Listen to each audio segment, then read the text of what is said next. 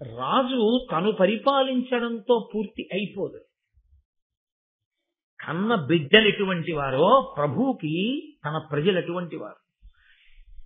తల్లి తండ్రి చూడండి, ఓ ఆడపిల్ల పుట్టింది, ఓ మగపిల్లాడు పుట్టాడు. ఆయనకు 25,000 జీతం వస్తోంది. 25,000 జీతం వస్తుంది కదా, వాడికి జరిగిస్తున్నాను, వీడిని జరిగిస్తున్నాను, అయిపోయింది. పెళ్లిళ్ళ ఏమో అప్పటికి మనం ఉన్నామో ఉండమో, లేకపోతే వాళ్ళ పెళ్లి ఎలా జరుగుతుందో ఏమో అప్పుడు చూద్దాం అని చెప్పి తినేస్తాడు ఏదో వచ్చిన డబ్బంతాను. ఆడపిల్ల పుట్టిందని నెలకు 1,000 రూపాయలు పట్టుకెళ్ళి ఏ ఆర్డీఓ ఫిక్స్డ్ డిపాజిట్ లో ఏవో వేసి ఆడపిల్ల కోసం దాస్తాడా? మరి కొడుక్కి పాపం ఓ ఇల్లు వాటిలో వాడికి ఇస్తే వాడు కొంచెం ఉంచుకుంటాడు జీవితంలో, కాబట్టి వాడికి ఏదో ఓ ఇల్లు ఏర్పాటు చేద్దాం అని తండ్రి ఆలోచన చేస్తాడా చేయడా బిడ్డల కోసం? నేను వెళ్ళిపోయిన తర్వాత కూడా నా బిడ్డలు సుఖంగా ఉండడానికి నేను ఏదో చెయ్యాలని తాపత్రయపడతాడు. రాజుల తాపత్రయం ధర్మం అది. ఉత్తమ క్షత్రియుడైన రాజు తాను భోగలాలసుడై ఉండడు. నా తర్వాత వీళ్ళని పరిపాలించడానికి యోగ్యమైనటువంటి కొడుకు నాకు పుట్టివాడు మంచి బుద్ధి కలిగిన వాడై సింహాసనం మీద కూర్చునేటట్టు చూడవలసినటువంటి కర్తవ్యం కూడా నా మీద ఉంటుంది. అందుకు వాళ్ళు వంశం కోసం అంత తాపత్రయపడి బిడ్డలు పుట్టకపోతే ఋషుల్ని ఆశ్రయించి యాగాలు చేసి యజ్ఞాలు చేసి బిడ్డల్ని గాని సింహాసనం మీద కూర్చోబెట్టి ధర్మాన్ని నిలబెట్టారు. ఎందుకు ఆ తాపత్రయం అంటే ధర్మం నిలబడాలి తప్ప ఎవరో వచ్చి దాని మీద కూర్చుంటే ధర్మం నశించిపోతుంది. ధర్మం ప్రధానం.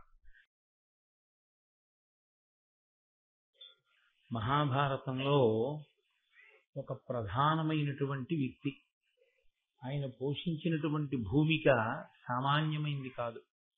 ఎన్ని తరాలు ఆ సింహాసనం కోసం, ఎన్ని దెబ్బలాటలు, ఆ రాజ్య విభాగం కోసం ఎంతంత అల్లర్లు, ఎంతంత స్వార్థాలు. ఆయన చేసినటువంటి తప్పు ఏమిటి అలా పుట్టడానికి అంటే చాలా చిన్న తప్పు. కానీ ఆ చిన్న తప్పు చేసినది సామాన్యమైన వ్యక్తి పట్ల కాదు, చాలా గొప్ప మహాత్ముడి పట్ల చేసినటువంటి దోషం. దోషం చెయ్యడంలో కానీ దానం చెయ్యడంలో కానీ, ఈ రెండూ కూడా మనం ఎవరికి చేస్తున్నాం, ఎవరి పట్ల చేస్తున్నాం అన్నదాన్ని బట్టి దాని యొక్క వ్యగ్రత మారిపోతుంది. ఒక దోషం చేసినప్పుడు ఏదో ఒక సామాన్యుని పట్ల జరిగింది అనుకోండి, అది ఒక స్థాయిలో ఫలితాన్ని ఇస్తుంది. అది ఒక మహాత్ముడి పట్ల జరిగింది అనుకోండి, అది కట్టి కుడిపేస్తుంది. అది మామూలుగా ఏముండదు. భీష్ముడి జీవితం ఎంతటి ధర్మాత్ముడో, ఎంత మహానుభావుడో, ఎంత బాగా చదువుకున్నాడో, ఇన్ని తెలుసున్నవాడో, అలా అన్ని కష్టాలు పడ్డాడు. బహుశः మానసికంగా ఆయన పడినంత పరివేదన పడిన పాత్ర ఇదొకటి కనపడదు. చిట్ట చివర తన మరణం ఎలా వస్తుందో తానే చెప్పుకోవలసినటువంటి స్థితికి దిగిపోవలసి వచ్చింది మనవలకి. ఎంత కష్టపడ్డాడు ఇటు పాండవుల్ని ఇటు కౌరవుల్ని చూసి. అటువంటి మహాత్ముని యొక్క జననం జరగడానికి నిజంగా పరదేవత పరమేశ్వరుడు ఎంతంత గొప్ప గొప్ప వ్యక్తుల్ని ఎంచుకున్నాడో, ఎంతటి విశిష్టమైన వ్యక్తులు ఈ భూమండలం మీద తిరిగితే తప్ప, కదిలితే తప్ప, ధర్మం నడిస్తే తప్ప ఆ భీష్మ జననం జరగలేదు. ఆ భీష్ముడు ఎందుచేత అసలు అంత గొప్పవాడయ్యాడో తత్సంబంధమైనటువంటి విషయములను వివరణ చేస్తుంది ఆది పర్వంలో కొంత భాగం. భీష్ముడు అశాంతము ఉంటాడు మహాభారతంలో, ఏదో స్వర్గారోహణ పర్వం లాంటి వాటిలో తప్ప. కానీ శాంతి పర్వం లాంటి దాని యందు ప్రత్యేకించి ఆయన ఈ జాతికి అందించినటువంటి సందేశం అత్యద్భుతం. కృష్ణ పరమాత్మ అంతటి వారు ఈ భీష్ముడి శరీరాన్ని విడిచిపెట్టేస్తే లోకానికి మళ్ళీ ఇన్ని ధర్మాలు చెప్పగలిగిన వాడు లేడు. అంతటి మహాపురుషుడు, ఆచార్యుడు. ఆచార్య శబ్దానికి మీరు కొంచెం జాగ్రత్తగా అర్థం చేసుకోవాలి. ఆచార్య అన్న మాటకు అర్థం ఏమిటంటే తాను ధర్మాన్నంతటినీ తెలుసుకుని తాను ఆచరించిన వాడైనటువంటి గురువు. అలా ఆచరణాత్మకమైనటువంటి విద్య కలిగిన వాడైతే ఆయన్ని ఆచార్య అని పిలుస్తారు. తెలుసు కానీ ఆయన ఆచరించాలి అని కాకుండా ఆయన బ్రహ్మజ్ఞానాన్ని పొంది ఉండడం చేత నిరంతరము ఈశ్వరుడు యందు రమిస్తూ ఉండిపోయేవారు కొంతమంది ఉంటారు. వారు తెలుసుకున్నవన్నీ ఆచరించాలని ఉండదు ఆ స్థితిలో. ఆ స్థాయి యందు తప్పు పట్టడం, దోషం పట్టడం, ఆచరణని అడగడం కుదరనటువంటి విషయాలు. ఒక భగవాన్ రమణుల వంటి వారు అదిగో ఆ స్థితిని పొందిపోతే వారు గురువులై ఉంటారు. కానీ ఆచార్య శబ్దంతో పిలవడం కష్టం. ఆచార్య శబ్దం అన్వయమైనటువంటి మహాపురుషుల్లో ఒకడు భీష్ముడు. ఆయన ఎంత గొప్ప స్థితిని పొందినవాడంటే, ఆయన అత్యంత శ్రద్ధతో శంతన మహారాజు గారికి శ్రాద్ధం పెడుతుంటే ఆ కబళం కోసం భూమిలోంచి చీల్చుకుని శంతన మహారాజు గారి యొక్క చెయ్యి పైకొచ్చింది ఆ కబళం చేతిలో పెట్టమని. ఆయన అన్నాడు, వేదం శరీరం విడిచిపెట్టినటువంటి వాడు మళ్ళీ ప్రీతి చెంది చెయ్యి చాపిన, సూక్ష్మ శరీరంతో ఉన్నవాడు కనపడి చెయ్యి చాపిన అలా పెట్టకూడదు చేతిలో, ఒక్క దర్భల మీద మాత్రమే పెట్టాలి అని వేదం చెప్తోంది. కాబట్టి నాన్నగారు మీరు ప్రీతి చెందినా నేను మీ చేతిలో పెట్టడం కుదరదు, నేను దర్భల మీద పెడతాను, మీరు తీసుకోండి. వేదంలో చెప్పినటువంటి విషయాన్ని తాను తెలుసుకోవడం కాదు, తానంత గొప్పగా ఆచరించినటువంటి వాడు. పుస్తకగత విద్య అని ఒకటి ఉంటుంది. అలాగే ఆ పుస్తకంలో ఉన్నటువంటి విద్య హృదయగతము కావడము అన్నది ఒకటి ఉంటుంది. పుస్తకంలో విద్య చదివి చాలా బాగుందని విడిచిపెట్టేసింది పుస్తకంలోకే వెళ్ళిపోతుంది. పుస్తకంలో ఉన్నది ఆచరణాత్మకం ఎప్పుడవుతుందంటే హృదయములోనికి ప్రవేశిస్తే. ఆ హృదయములోనికి ప్రవేశించడానికే, ఆ అనుష్ఠాన పర్యంతంలోకి తెచ్చుకోవడానికే అంత చిత్తశుద్ధి కావలసి ఉంటుంది. దాన్ని మనం ఆచరించాలనేటటువంటి ఆ తాపత్రయం కావలసి ఉంటుంది. సరే, ప్రారంభం చేస్తూ నిన్న మనం భరతుడి గురించి చెప్పుకున్నాం. వంశకర్తలు అంటారు వాళ్ళందరినీ. వంశకర్త అంటే అందరూ వంశకర్తలు కాలేరు కూడా. ఎందుకంటే మీరు నన్ను మన్నించగలిగితే నేను మీతో ఒక విషయం ప్రస్తావన చేస్తాను. మీ ముత్తాత గారి నాన్నగారు ఎవరు అని అడిగారు అనుకోండి, చాలా మంది చెప్పలేరు. ముత్తాత గారి నాన్నగారు ఎవరు అనేది ముత్తాత గారి వరకు గుర్తుంటే చాలా గొప్ప విషయం. అసలు ముత్తాత గారి నాన్నగారు ఎవరు, ముత్తాత గారి తాతగారు ఎవరు అని అడిగారు అనుకోండి, అంత ఎవరికి ఏం తెలియవు. అలా తెలియదు, మర్చిపోతారనే గయ్యలో శ్రాద్ధం పెట్టేటప్పుడు కూడా ఈ పేరు గుర్తు లేని వాళ్ళందరికీ ఎన్నెమ్మ అని పేరు పెట్టి పెట్టేస్తుంటారు. కాబట్టి మనకి జ్ఞాపకంలో ఉండరు. జ్ఞాపకం చెయ్యవలసినంత గొప్ప స్థితిని కీర్తిగా కొంతమంది పొంది ఉండరు. సామాన్యంగా జీవితం వెళ్ళిపోతుంది. అంటే నా ఉద్దేశ్యం వాళ్ళని ఎంత మాత్రం చిన్నబుచ్చడం కాదు. వాళ్ళు మహానుభావులు, వాళ్ళు జన్మనివ్వబట్టే తాతగారు, తండ్రి గారు, నేను ఇలా వంశం పరిఢవిల్లుతోంది. కానీ వంశకర్త అన్న మాటకి పేరు ఏంటంటే, ఆ వంశం ఇక్ష్వాకు వంశం అయితే, నిన్ననే మీతో మనవి చేశాను, రఘువు పుట్టిన తర్వాత రఘువంశము అన్నారు. అంటే ఆ వంశం పేరే మారిపోయింది ఆయన పేరు మీదుగా. అంతటి మహితాత్ముడై అంతటి గొప్పవాడైతే ఆయన్ని వంశకర్త అని పిలుస్తారు. మీరు వింటూ వస్తున్నారు ఆ వంశం ఎలా వెళుతోంది అన్న విషయాన్ని. ఎంతమంది రాజులు పుట్టినటువంటి వారు. అందులో మీరు మొన్నటి రోజు నేను ఉపన్యాసం పూర్తి చేసినప్పుడు యయాతి మహారాజు తన సంతానంలో పూర్ణికి రాజ్యాన్ని ఇవ్వడం దగ్గర విన్నారు. నిన్నటికి అది భరతుడి దగ్గరికి వచ్చింది. ఆ తరువాతి కాలంలో వచ్చినటువంటి చాలా గొప్పవాడు ఆ వంశ పరంపరలా చాలా కాలం కొనసాగి వెళ్ళిపోయిన తర్వాత ఆ భరత వంశము కురువంశము అని పిలిపించుకుంది. అంటే వంశం మారిపోయిందని కాదు, వంశకర్త మళ్ళీ వచ్చాడు అని. అంటే అంతటి మహితాత్ముడు వచ్చాడు. ఆయన సంవరుణుడు తపతి అనబడేటటువంటి వారికి జన్మించినటువంటి వాడు కురుడు. ఆయన మళ్ళీ అంత ప్రఖ్యాతి వహించాడు. అందుకే ఆయన పేరు మీదుగా వంశం కురువంశం అని పిలువబడింది. వాళ్ళు యుద్ధం చేసినటువంటి క్షేత్రం కూడా కురుక్షేత్రము అని పిలువబడింది. అటువంటి వంశం నడిచి వెడుతోంది. అంటే దాని యందు మహాత్ములు పుట్టుకుంటూ వస్తున్నారు. ఈలోగా ఇక్ష్వాకు వంశంలో ఒక మహాపురుషుడు జన్మించి ఉన్నాడు. ఆయన పేరు మహాభిషుడు. ఆయన సామాన్యమైన వాడేం కాడు. ఆయన 1000 అశ్వమేధయాగములు చేశాడు. ఒక అశ్వమేధయాగం చేయడమే చాలా గొప్పది. కలియుగంలో అశ్వమేధయాగం లేదు. అసలు కలియుగంలో అశ్వమేధయాగము ఆచరించమని లేని లేదు. కాబట్టి కలియుగంలో అశ్వమేధాన్ని సంకల్పము చేయకూడదు, కలియుగంలో అశ్వమేధాన్ని చెయ్యను చెయ్యడు, తప్పు అసలు. కలియుగంలో మరి అశ్వమేధయాగం ఏమిటి అని అడిగారు. అనాథ ప్రేత సంస్కారమే అశ్వమేధయాగం. ఎక్కడైనా సంస్కరించడానికి నావారన్న వారి లేకుండా ఎక్కడైనా అనాథ శవం పడుంటే ఆ అనాథ శవానికి సశాస్త్రీయంగా ఎవరు అంత్యేష్టి సంస్కారాన్ని చేస్తారో వారికి అశ్వమేధయాగం చేసినటువంటి ఫలితాన్ని ఆ ఖాతాలో వేస్తారు.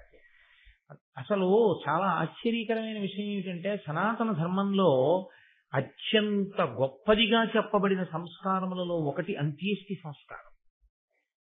ఇది మీకు అంత గొప్పగా అంత సమంత్రకంగా చేయడం అనేటటువంటిది చాలా చోట్ల చాలా విశ్వాసముల యందు కనపడదు.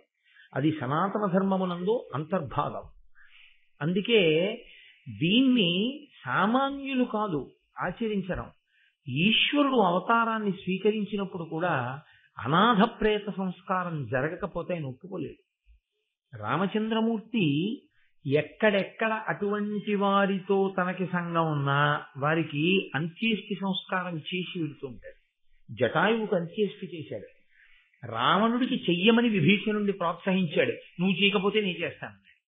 వాలికి సుగ్రీవునితో చేయించాడు. ఆయన అనాథ ప్రేత సంస్కారం అనగా అసలు ప్రేత సంస్కారము జరగకుండా రామావతారం ఒప్పుకోలేదు. అలాగే కృష్ణావతారం. కృష్ణుడు దగ్గరుండి తిలోదకాలు ఇప్పించి మహానుభావుడు గోదానములు అవి చేయించాడు వెళ్ళిపోయినటువంటి పితృదేవతల పేరు మీద. వెంకటాచల క్షేత్రంలో ఇప్పటికీ గోగర్భము అని చెప్పి ఒక పెద్ద ఆనకట్ట, ఆ జలాశయం అది ఉంటుంది. అక్కడే క్షేత్రపాలక శిల కాదు, ఆ శిల అన్న మాట వాడడమే నాకు అసహ్యం. క్షేత్రపాలక శిల ఏమిటి? శిల అయితే కదిలిక ఉండదు, ఏమీ ఉండదు. మహాశివరాత్రి నాడు అభిషేకం ఎందుకు చేస్తున్నావు అక్కడికి వెళ్ళి?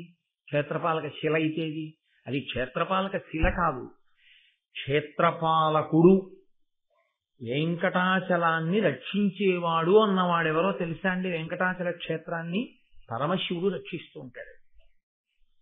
ఆయనే పెద్ద గోళాకారంలో ఆ గోగర్భంలో నీటిలో ఉంటాడు. ఒకసారి మనందరం వెళ్ళినప్పుడు కొంతమందికి నేను చూపించాను కూడా, అక్కడ కూర్చోబెట్టి విష్ణు సహస్రనామం అవి చదువుకున్నాం కూడా. అక్కడ మీరు కొంచెం గుహలా ఉంటుంది, అందులోకి వెళ్ళి చూస్తే కృష్ణుడు పాండవుల చేత యుద్ధ భూమిలో మరణించినటువంటి అనేక మందికి ఉత్తమగతులు కలగాలి అని దానాలు చేయించినటువంటి గుర్తులు ఆ బండ మీద ఉంటాయి ఇప్పటికీ. కాబట్టి అసలు అంత్యేష్టి సంస్కారము అనేటటువంటిది అంత గొప్ప వైభవాన్ని సంతరించుకుంది. అందున అశ్వమేధయాగము అనేటటువంటిది ఆ యుగాల్లో చేశారు. ఈ యుగాల్లో అశ్వమేధయాగ కల్పాన్ని వాడటం కుదరదు. గుర్రాన్ని ఎవరు విడిచిపెడతారు? ఆ గుర్రాన్ని కట్టేసిన వాడైతే నేను యుద్ధం చేస్తానని ఎలా అంటారు? అవన్నీ కుదరనప్పుడు ఇంకా అశ్వమేధయాగం ఏమిటి? కాబట్టి ఆ కల్పం కుదిరేది కాదు. అశ్వమేధయాగం చాలా గొప్ప ఫలితాన్ని ఇస్తుంది ఒక్క అశ్వమేధయాగం చేస్తే. ఇప్పుడు లేదు, లేకపోయినా మరి అశ్వమేధం చేసిన ఫలితం ఎలా ఇస్తారన్నారు? అనాథ ప్రేత సంస్కారం చేయగలిగితే అశ్వమేధయాగం చేశారన్న ఫలితాన్ని మీ ఖాతాలో వేసేస్తా ఉన్నారు. కాబట్టి మహానుభావుడు మహాభీషుడు 1000 అశ్వమేధయాగములు చేశాడు, 100 రాజసూయ యాగములు చేశాడు. అంటే సామాన్యుడైనటువంటి రాజు కాడు, అసాధారణ ప్రజ్ఞాశాలి, గొప్ప రాజర్షి, అంతటి ధర్మం తెలిసినవాడు.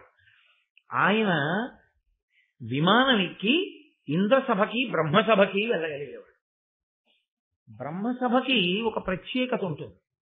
ఒక కోణాన్ని ఇప్పుడు నేను స్పృశించను కానీ బ్రహ్మసభ అనబడేటప్పటికీ దానికి ఒక ప్రత్యేకమైనటువంటి గౌరవం. ఎందుకంటే ఆయన ఎప్పుడు 4 ముఖాలతో ఆయనే వేదం చెప్తూ ఉంటాడు. అది ఎలా ఉంటుంది అంటే గొప్ప అసలు పీఠాధిపతి మహాపండితుడు అన్నమాట వాడకూడదు. నేను మాట్లాడేది శంకర భగవత్పాదులు స్థాపించినటువంటి పీఠముల వంటి మహాపీఠముల గురించి నేను మాట్లాడుతున్నాను. శంకర భగవత్పాదులు స్థాపించినటువంటి పీఠములలో మళ్ళీ అత్యద్భుతమైనటువంటి పీఠంగా దక్షిణ భారతదేశంలో వన్యకెక్కిన పీఠములు శృంగగిరి, కంచి. అందులో మళ్ళీ మహాప్రాజ్ఞులైన వారే పీఠాధిపత్యం వహిస్తూ ఉంటారు. అంతటి పండితులు అన్న మాట కూడా వాళ్ళ విషయంలో అసలు సరిపోదు. కదిలి వెళ్ళేటటువంటి శారదాస్వరూపాలవి. అటువంటి శారదాస్వరూపం దగ్గర మీరు నేర్చుకున్నారనుకోండి, చదువుకున్నారనుకోండి ఏదైనా విషయాన్ని, ఇంకా అది సామాన్యమైనటువంటి చదువు కాదు. ఆ చదువు స్వయంగా శృంగగిరి పీఠాధిపతులైనటువంటి భారతీ తీర్థస్వామి గారు ఇప్పటికీ శృంగేరిలో పాఠశాలలో ఉండేటటువంటి విద్యార్థులకి పాఠం చెప్పడానికి పెడతారాయన. ఆయన పాఠం చెప్తారు. ఆయన పాఠం చెప్పేటప్పుడు ఎవరైనా వెళ్ళి మీకోసం వచ్చారు చాలా పెద్దవారు అని చెప్తే ఆయన చాలా చికాకు పడతారు. పిల్లలకి పాఠం చెప్పేటప్పుడు ఎక్కడ శృంగగిరి పీఠాధిపత్యం అండి, మాటల శృంగగిరి పీఠాధిపత్యం అంటే అంత శృంగగిరి పీఠాధిపత్యం వహిస్తున్నటువంటి భారతీ తీర్థస్వామి వారు అంత జాగ్రత్త తీసుకుంటారు పిల్లలకి పాఠం చెప్పడం అంటే. ఎన్ని కోట్ల కోట్ల మందిలో ఏ ఒక్కడు ఆ అదృష్టాన్ని పొందుతాడు అటువంటి మహానుభావుడి దగ్గర పాఠం నేర్చుకోవడం అంటే. ఆయన వారి గురువు గారి దగ్గర ఆ ఉజ్జయిన్లో వారి చాతుర్మాస్యం చేస్తుంటే సిప్రా నదిలో స్నానం చేస్తే వెళ్తుంటే వారి కాళ్ళు పట్టుకున్నారు. నీకేం కావాలని అడిగితే మీ దగ్గర తర్కశాస్త్రం నేర్చుకుంటారన్నారు. స్వయంగా అభినవ విద్యాతీర్థ మహాస్వామి వారు కూర్చోబెట్టి భారతీ తీర్థస్వామి వారికి తర్కశాస్త్రాన్ని నేర్పారు. ఇప్పుడు భారతీ తీర్థస్వామి వారు ఎంతో మంది విద్యార్థులకి పాఠం చెప్తుంటారు ప్రతిరోజు. నేను భారతీ తీర్థస్వామి వారి దగ్గర ఫలానా చెప్పుకున్నాను అని చెప్పుకోవడమే జీవితంలో ఒక గొప్ప వరం. అటువంటిది సాక్షాత్తు చతుర్ముఖ బ్రహ్మ. నాలుక మీద సరస్వతీదేవి ఉంటుంది. నాలుక మీద సరస్వతి నర్తించేటటువంటి చతుర్ముఖ బ్రహ్మగారు 4 ముఖములతో వేదం చెప్తూ ఉంటారు. పరమేష్ఠి అని పేరైనది. ఆ మహానుభావుడు ఆయన ఆధ్యక్షమునందు కూర్చుని ఉండగా అంత మర్యాదగా ఉంటుంది సభ. అక్కడ ఇంకా ఏ ఇతరమైనటువంటి కల్మషభూయిష్టమైన ఆలోచనలతో కూడినటువంటి ప్రవర్తన అక్కడ అంగీకరింపబడదు. బాహ్యాభ్యంతరములయందు లోపల అటువంటి భావన ఉండకూడదు, పైన అటువంటి భావన ఉండకూడదు. ఆ స్థితికి చేరగలిగాడన్నవాడు మాత్రమే బ్రహ్మసభలో కెడతాడు తప్ప అక్కడికి వెళ్ళిపోవడం అనేటటువంటిది అసలు సాధ్యమే కాదు. దానికి తోడు మళ్ళీ బ్రహ్మసభలోకి వెళ్ళాలి అంటే చాలా చూస్తారు. ఇప్పుడు నేను అవన్నీ చెప్పడం తోడే విషయాలు కావనుకోండి. కాబట్టి అటువంటి బ్రహ్మసభలోకి వెళ్ళి నిలబడగలిగినటువంటి అదృష్టాన్ని బ్రహ్మగారి సభలో బ్రహ్మగారు మాట్లాడుతుంటే కూర్చుని ఆయన ఇచ్చిన ఆదేశాలను వినడం. బ్రహ్మగారు మాట్లాడడం అంటే ఎలా ఉంటుందో తెలుసా అండి? ఏమది సామాన్యంగా ఉండదు. ఆయన ఇప్పుడు ఈ కదలిక ఎందుకు వచ్చింది అని అడిగారు అనుకోండి, ఇంకొక 500 సంవత్సరముల తర్వాత ఇప్పుడు వచ్చిన కదలిక ఎందుకు వచ్చిందో అది ఆ తర్వాత దేనిగా పరిణమిస్తుందో చెప్తుంటారు సభలో. ఎందుచేతనంటే భూత భవిష్యత్వర్తమాన కాలములు గుర్తిరిగిన మహాపురుషుడు, త్రిమూర్తులలో ఒకరు. బ్రహ్మగారంటే సామాన్యమైనటువంటి స్వరూపం కాదది. అటువంటి మహానుభావుడు ఆయన ఆధ్యక్షం వహించి మాట్లాడుతుంటే, కమల గర్భుడై కూర్చుంటే ఆ సభలో నిలబడడం అంటే మాటలండి. మనుష్య జాతి గర్వపడవలసినటువంటి మహాపురుషులు వీళ్ళందరూ ప్రాతస్మరణీయులు. వీళ్ళ పేర్లు తలుచుకున్నంత మాత్రం చేత, వీళ్ళ గురించి విన్నంత మాత్రం చేత, వీళ్ళకి నమస్కరించినంత మాత్రం చేత ఈశ్వరానుగ్రహం కలుగుతుంది. అంతటి మహాపురుషులు. అందుకే మహాభారతం లాంటివి వినండి అని ఎందుకు చెప్తారంటే, అటువంటి మహాపురుషుల పేర్లు చెవిన పడితే చాలు. ఒరే ఎక్కడ విశేషం రా, 1000 అశ్వమేధ యాగములా, 100 రాజసూయ యాగములా, దివ్య విమానములు ఎక్కి చతుర్ముఖ బ్రహ్మగారి సభకి వెళ్ళడమా, ఇంద్ర సభకి వెళ్ళి ఇంద్రుడితో కలిసి కూర్చోవడమా, ఏమి వాళ్ళు పొందినటువంటి వైభవం. అంతటి మహానుభావుడు. ఆయనకి ధర్మం తెలియదనో, ఆయన ఆషామాషిగా ప్రవర్తించే వ్యక్తినో, ఆయనకి ఏవీ తెలియదనో మీరు అనుకోకూడదు. 4 సార్లు గణపతి హోమం గట్టిగా దగ్గర కూర్చుని ఆద్యంతం చూసిన వాడికి గణపతి హోమం ఎలా జరుగుతుందో తెలిసిపో. 1000 అశ్వమేధయాగములు, 100 రాజసూయాగములు చేసి, అన్ని దాన ధర్మాలు చేసి, అంత ధార్మికుడై రాజర్షి అయిన వాడికి తెలియనిది ఏముంటుందండి? బ్రహ్మగారి సభలో ఎలా నిలబడాలో ఆయనకి తెలియదు, బ్రహ్మగారి సభలో ఎలా ప్రవర్తించాలో ఆయనకి తెలియదు. ఇదే కొత్తగా వెళ్ళాడు ఆయన. ఆయన ఎన్ని పర్యాయములు వెళ్ళాడో బ్రహ్మసభకి. అటువంటి మహాపురుషుడికి ఒక ఆశ్చర్యకరమైన రీతిలో మనస్సు కదిలింది అంటే ఏమనుకోవాలి? నేను మీతో మొన్న మనవి చేశాను. ఏదో ఒక గొప్ప మేలు ఈ భూమికి చేయడం కోసం పరదేవత సంకల్పం చేసింది అని మనం అనుకోవలసి ఉంటుంది. లేకపోతే అసలు అటువంటివి సంభవించే అవకాశాలు ఉండవు. మీరు ఈ ధర్మ సూక్ష్మానికి ఎక్కువ ప్రాధాన్యత ఇవ్వండి. సంఘటన యొక్క వర్ణనకి పెద్ద ప్రాధాన్యత ఇవ్వకండి. అది సంఘటనని నేను సంఘటనగా కేవలం స్పృశించి విడిచిపెట్టేస్తే చాలు. కానీ దాని వెనక ఉండే ధర్మ సూక్ష్మం ఏమిటి, ఆయన ఎటువంటి మహాపురుషుడు, ఆయన మనస్సు కదలడం అంటే మాటలా, దేనికి కదిలి ఉంటుంది, దాని పరిణామం ఏం జరిగింది ఇవాళ మనకి వెంటనే తెలుస్తోంది. కాబట్టి వ్యాసుడు ఇచ్చారు కాబట్టి, నన్నయ్య గారు ఇచ్చారు కాబట్టి మనకి తెలిసిపోతుంది తర్వాత ఏం జరిగిందో. అప్పుడు అలా ఎందుకు జరిగిందో అక్కడ ఉన్న వారికి తెలియదు, ఒక్క బ్రహ్మగారికే తెలుస్తుంది అలా ఎందుకు జరిగిందో. ఆ బ్రహ్మగారి నాలుకని కూడా కదిపింది పరదేవత. ఆవిడ ఏమి చేయలేదు, ఆవిడ సృష్టికర్త, స్థితికర్త, ప్రళయకర్త, ఆమె బిడ్డలు, ఆమె ఏమైనా చేయగలరు. కాబట్టి అటువంటి తల్లి సంకల్పమేమో ఈ మహాభీషుడు వెళ్ళి బ్రహ్మగారి సభలో నిలబడ్డాడు. మహాతల్లి ఆవిడ దేవలోకంలో ప్రవహిస్తుంది, మందాకిని అన్న పేరుతో, భూమి మీద భాగీరథి అన్న పేరుతో ప్రవహిస్తుంది, పాతాళంలో భోగవతి అన్న పేరుతో ప్రవహిస్తుంది. 3 పేర్లతో ప్రవహించిన ఆవిడ మాత్రం ఒక్కరే, త్రిపథగా గంగ. అంతటి మహనీయ మూర్తి. గంగని పరమశివుడికి భార్యగా ఎక్కడా పౌరాణికంగా చెప్పడం కుదరదు. సంప్రదాయంలో కూడా గంగని భార్యగా చెప్పడం కుదరదు, ఆయన కేవలం భరించాడంతే. నేను వేరొక చోట మీకు ఈ అనుమానం రాకూడదు అని ముందుగా ఈ మాట అంటున్నాను. ఇప్పుడు ఈ మహాభీషుడు నిలబడున్నాడు, ఎదురుగుండా గంగమ్మ కూడా వచ్చి నిలబడింది. అకస్మాత్తుగా గాలి వేసింది. ఈ గాలి వేయడం అనేటటువంటిది, గాలి కదలిక ఒక మహత్తరమైన విషయాన్ని సృష్టిస్తుంటుంది మహాభారతంలో. ఒకసారి దేవయాని శర్మిష్ఠ బట్టలన్నీ అలాగే కలిసిపోయాయి గాలి వేస్తే. ఇక్కడ ఆవిడ కట్టుకున్న వస్త్రము కొద్దిగా భ్రంశమై. ఇటువంటి మహాభీషుడు, ఎంతటి మహానుభావుడు. అందరూ తలతిప్పుకున్నారు. ఆయన ఒక్కడు ఆవిడ వంక చూసి ఆయన మనస్సు యందు కామప్రచోదనం. ఆంతరమునందు బాహ్యమునందు కనిపెట్టగలిగిన వాడు బ్రహ్మగారు.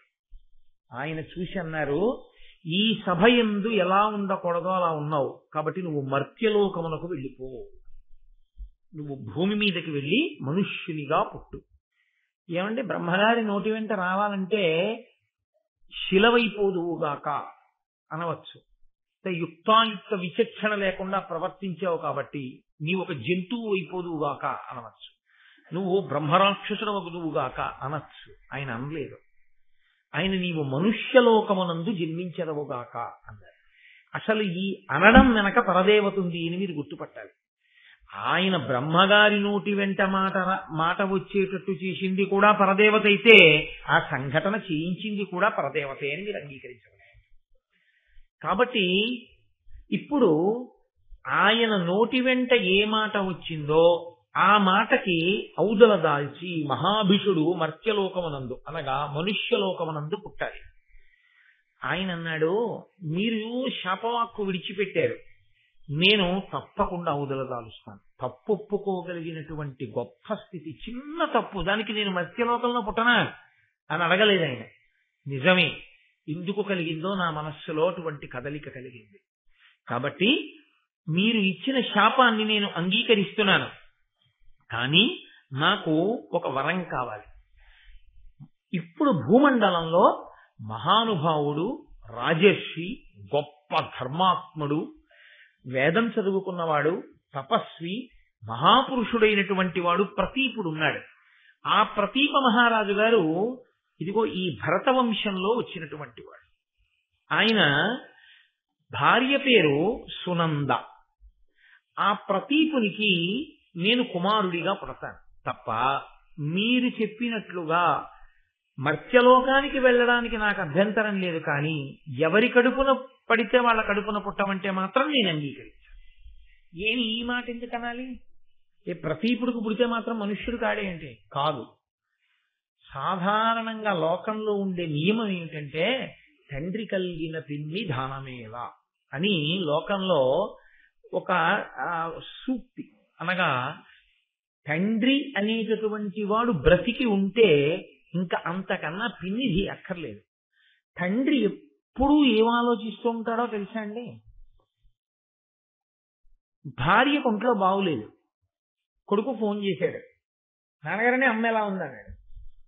మీ అమ్మకి జ్వరంగా ఉంది, ప్రతిరోజు రాత్రి జ్వరం వస్తోంది, డాక్టర్ గారికి చూపించాను, తగ్గట్లేదు, 10 రోజుల నుంచి మందులు వేసుకుంటోంది, సరిగ్గా భోజనం అవి సహించట్లేదు, చాలా ఇబ్బంది పడుతోంది.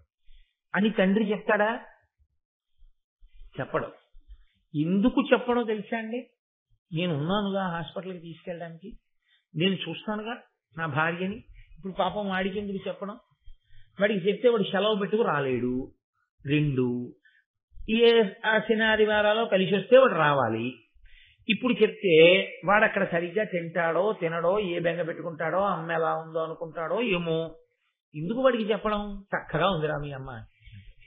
నాన్నగారండి ఏదో అమ్మకోసారి ఫోన్ ఇవ్వండి అన్నాడు అనుకోండి, ఫోన్ ఇలా పట్టుకుని కాసేపు వాడితో సంతోషంగా మాట్లాడు, బెంగ పెట్టుకుంటాడు అని ఇస్తే, బాగున్నాను రా, ఆఫీస్కి వెళ్ళొచ్చాను, అది ఇది అని అమ్మ మాట్లాడేస్తుంది.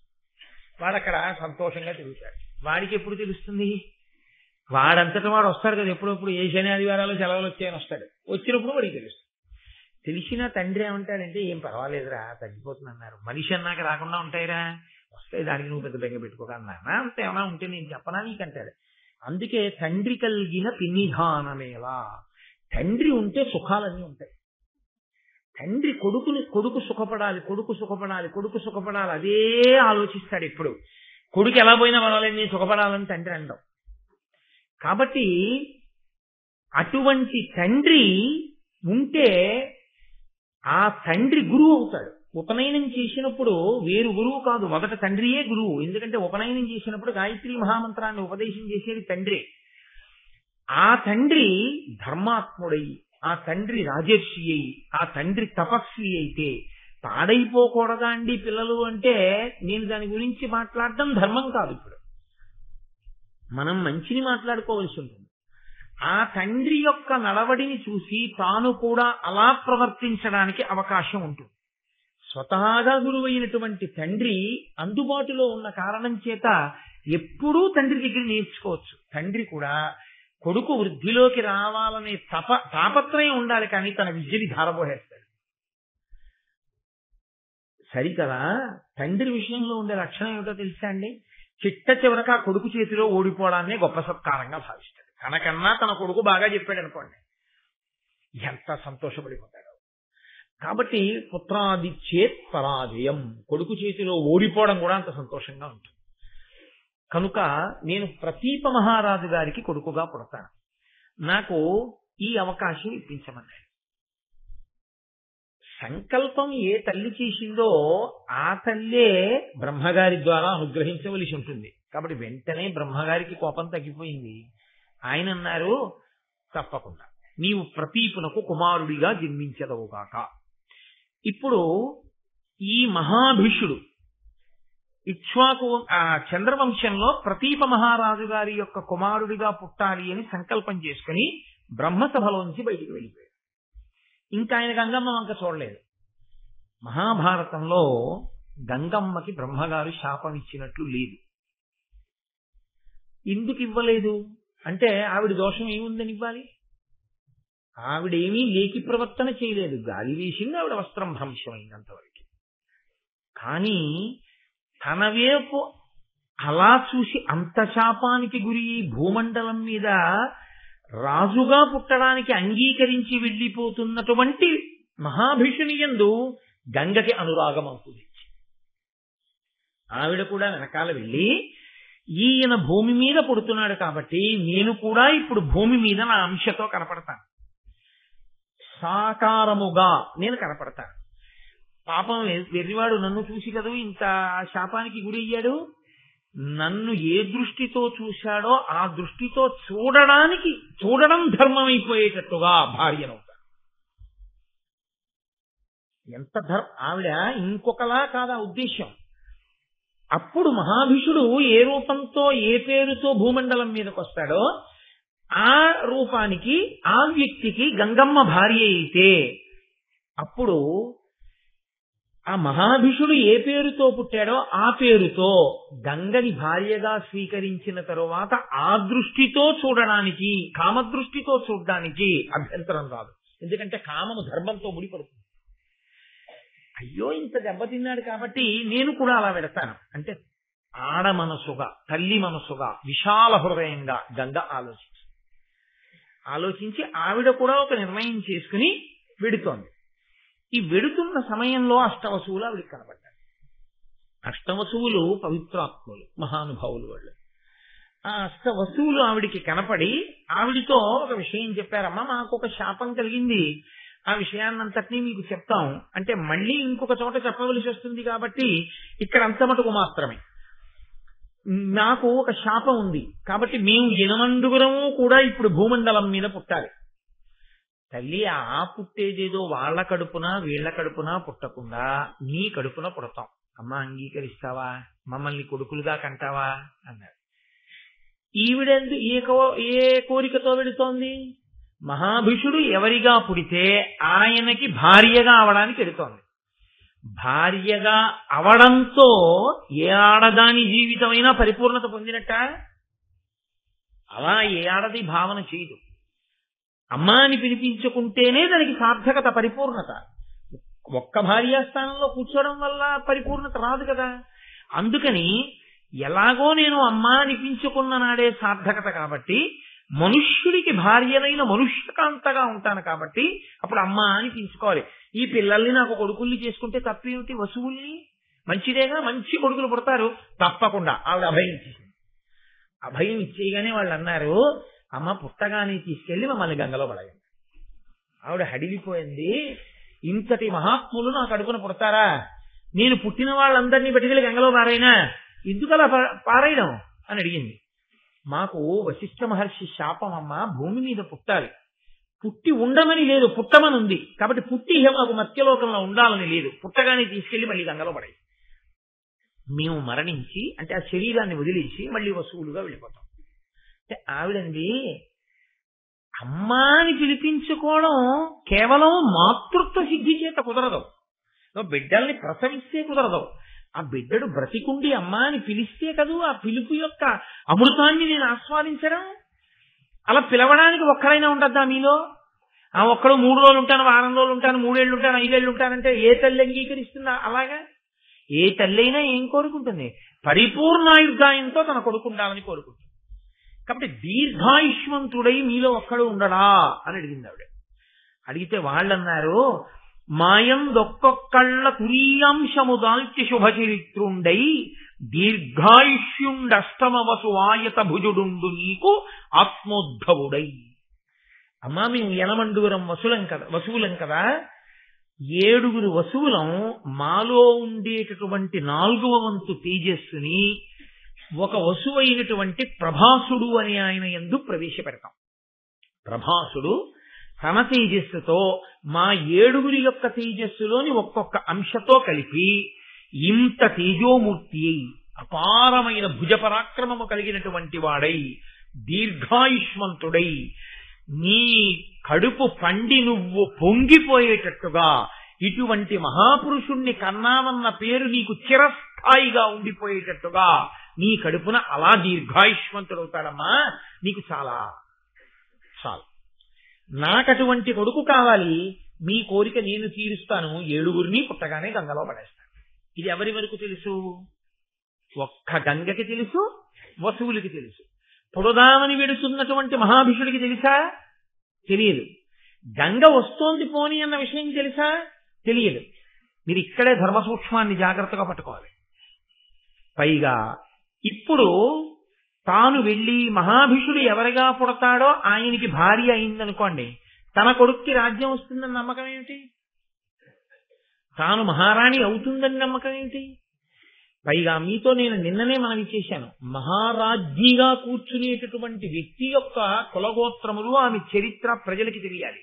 ఎవరిని పడితే వాళ్ళని పట్టాభిషేకం చేస్తాను అని ప్రభు నిర్ణయం తీసుకున్నా ప్రజలు సహేతుక కారణం చూపించి తిరస్కరిస్తే ప్రభువుకు అధికారం ఉండదు, పట్టం కట్టడానికి వీల్లేదు. మీకు నేను ఎక్కడి వరకు ఎందుకు ఇక్కడే ఒక ధర్మ సూక్ష్మం చూపిస్తాను. ప్రతీప మహారాజు గారికి సునంద యందు పెద్ద కొడుకున్నాడు. ఈ పిల్లవాడు పుట్టక ముందే ఆయన దేవాపి అని పేరు. తర్వాత ఈ మహాభిషుడు శంతన మహారాజుగా పుట్టాడు వెళ్ళి. 3వ పిల్లవాడు ఇంకొకడు ఉన్నాడు, వాడి పేరు బాహ్లికుడు.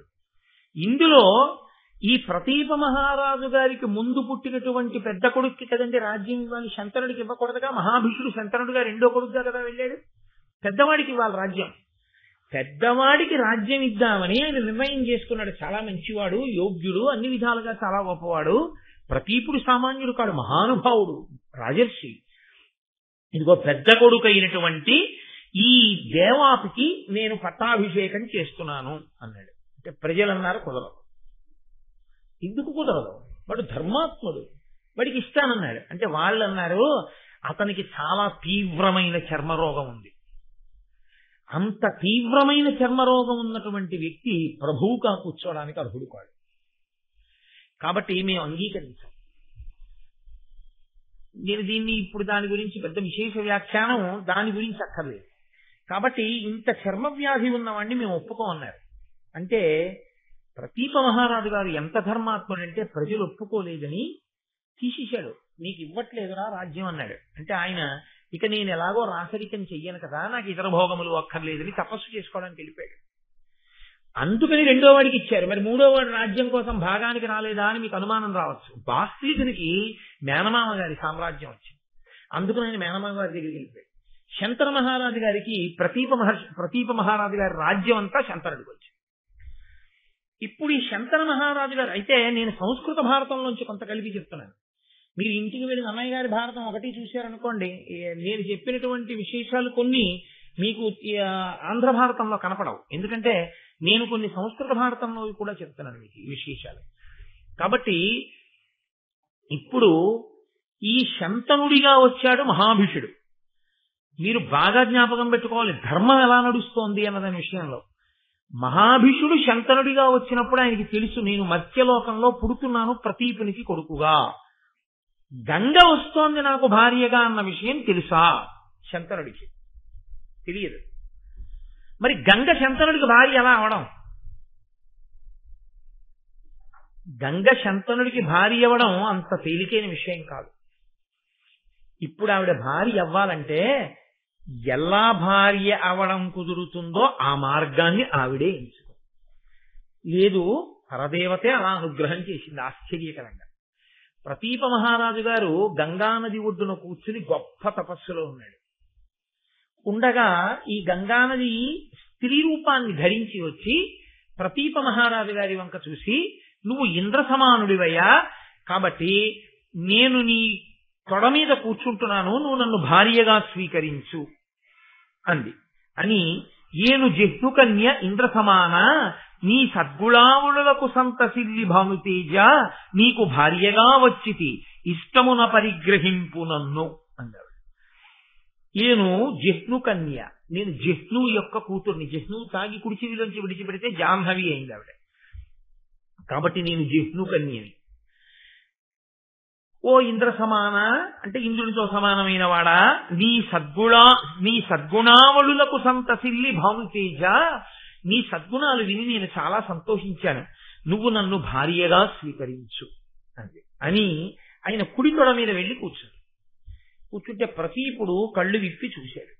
చూసి ఆయన అన్నాడు, అనిన ప్రతీపుడిట్లనియే అంబురుహానన అగ్నిసాక్షికంబున పరిణీతయైన సతి బొల్పుగా ఒక్కతగాని అన్యులన్ మనమున ఏనియుంతలప మానిని ఇట్టి జితాత్ము నన్ను ఇట్లని పలుకంగా నీ కగునే అంజుల పల్కిన ఎట్ల బేలవై. నాకు వ్రతం ఉంది, నేను ఏకపత్ని వ్రతుణ్ణి. నేను మనసులో కూడా అన్య స్త్రీని ఆ స్థానంలో ఊహ చేయను. నా భార్య ఒక్కతయందే నా యొక్క భార్య దృష్టి తప్ప అన్య స్త్రీల యందు నేను మానసికంగా కూడా ఎప్పుడూ అటువంటి భావన చెయ్యను. కాబట్టి పిచ్చిదానా బేలా, నువ్వు నన్ను ఇలా అడగచ్చా భార్యని చేసుకోమని? అయినా నువ్వు వచ్చి నా తొడ మీద కూర్చున్నావు. కూర్చున్నప్పుడు కుడి తొడ మీద కూర్చున్నావు. కుడి తొడ మీద కూర్చునేటటువంటి అధికారం ఒక్క కొడుక్కి, కూతురికి, కోడలికి మాత్రమే ఉంది. తనకి బిడ్డలుగా ఉండేటటువంటి వారు ఎవరున్నారో కొడుకు, కోడలు, కూతురు కుడి తొడ మీద కూర్చుంటారు. ఒక్క భార్య అయితే ఆమె ఒక్కతే మాత్రమే ఎడమ తొడ మీద కూర్చోవాలి. వామాంకస్థిత జానకీ పరిలసత్కోదండ దండం కరే చక్రం చోర్ధకరేణ బాహుయుగళే శంఖం శరం దక్షిణి అని కదా భద్రాచల రామచంద్రమూర్తి గురించి శంకర భగవత్పాదుల శ్లోకం. వామాంకస్థిత జానకీ పరిలసత్, ఎడమ తొడ మీద కూర్చుంది అమ్మవారు. అది భార్యాస్థానం, శాస్త్రం అంగీకరిస్తోంది. ఎడం పక్కన ఉన్న భాగం భార్యాస్థానము అని. కాబట్టి నీవు ఎడమ తొడ మీద కూర్చోన్నావు. కూర్చుంటే నాకు భార్య స్థానాన్ని అడిగిన దాని అవుదు. నా కుడి తొడ మీద కూర్చున్నావు కాబట్టి నా కూతురివి కావు, నా కొడుకువి కావు. కాబట్టి నువ్వేమవ్వాలి? నా కోడలివి అవ్వాలి. నా కోడలివి అవ్వాలంటే నాకు కొడుకు పుడతాడు ఎప్పుడో అప్పుడు. ఎందుకని? పెద్ద కొడుకు తపస్సు చేసుకోవడానికి వెళ్ళిపోయాడు, రెండవ వాడికి రాజ్యం ఇవ్వాలి. ఆ కొడుక్కి నిన్ను భార్యని చేసుకోమని నేను చెప్పి వెళ్ళిపోతాను. ఇంత ధర్మాత్ముడు, ఇంత రాజర్షి అయిన వాడు కోడల్ని నిర్ధారించి వెళ్ళాడు. మా నాన్నగారు చెప్తే చేసుకున్నానని చెప్పి చేసుకుంటే ఇక కుల పెద్దలు కాని, పౌరులు కాని, పురోహితులు కాని అడ్డు పెట్టడానికి ఏం లేదు. ఆవిడ సచ్చరిత్ర కింద లెక్క. ఆవిడ కడుపున పుట్టిన బిడ్డలకి రాజ్యాధికారం వస్తుంది. ఎంత చమత్కారం జరుగుతోందో చూడండి. కాబట్టి ఇప్పుడు ప్రతీపుడు ఆమెకి మాట ఇచ్చాడు, గంగ వెళ్ళిపోయింది. మళ్ళీ జలస్వరూపాన్ని పొందేసి కొంతకాలం అయిపోయింది. మహాభిషుడు, ఎవరు మహాభిషుడు? పేర్లు ఇన్ని వాడడంలో మర్చిపోకూడదు. బ్రహ్మసభలోకి వెళ్ళి చూసినవాడు ఆయన ఉన్నాడే, గంగమ్మని చూసినవాడు. ఆ మహాభిషుడు ఇప్పుడు శంతన మహారాజుగా పుట్టాడు. ఈ శంతన మహారాజు మళ్ళీ చాలా ధర్మాత్ముడు. ఎంతటి ధర్మాత్ముడు, ఎంతటి రాజర్షియో, ఎంతటి గొప్పవాడు ఆంధ్ర భారతంలో లేదు కానీ సంస్కృత భారతంలో శంతన మహారాజు గారి గురించి చాలా గొప్ప విషయం ఒకటి వ్యాస భగవానుడు ప్రతిపాదన చేశాడు. అసలు ఆయనకి శంతనుడు అన్న పేరు ఎందుకు వచ్చిందో చెప్పారు వ్యాసుల వారు. యం యం కరాభ్యాం స్పృశతి జీర్ణం ససుఖమశ్నుతే పునర్ యువాచ భవతి తస్మాత్తం శంతనం విదుహు.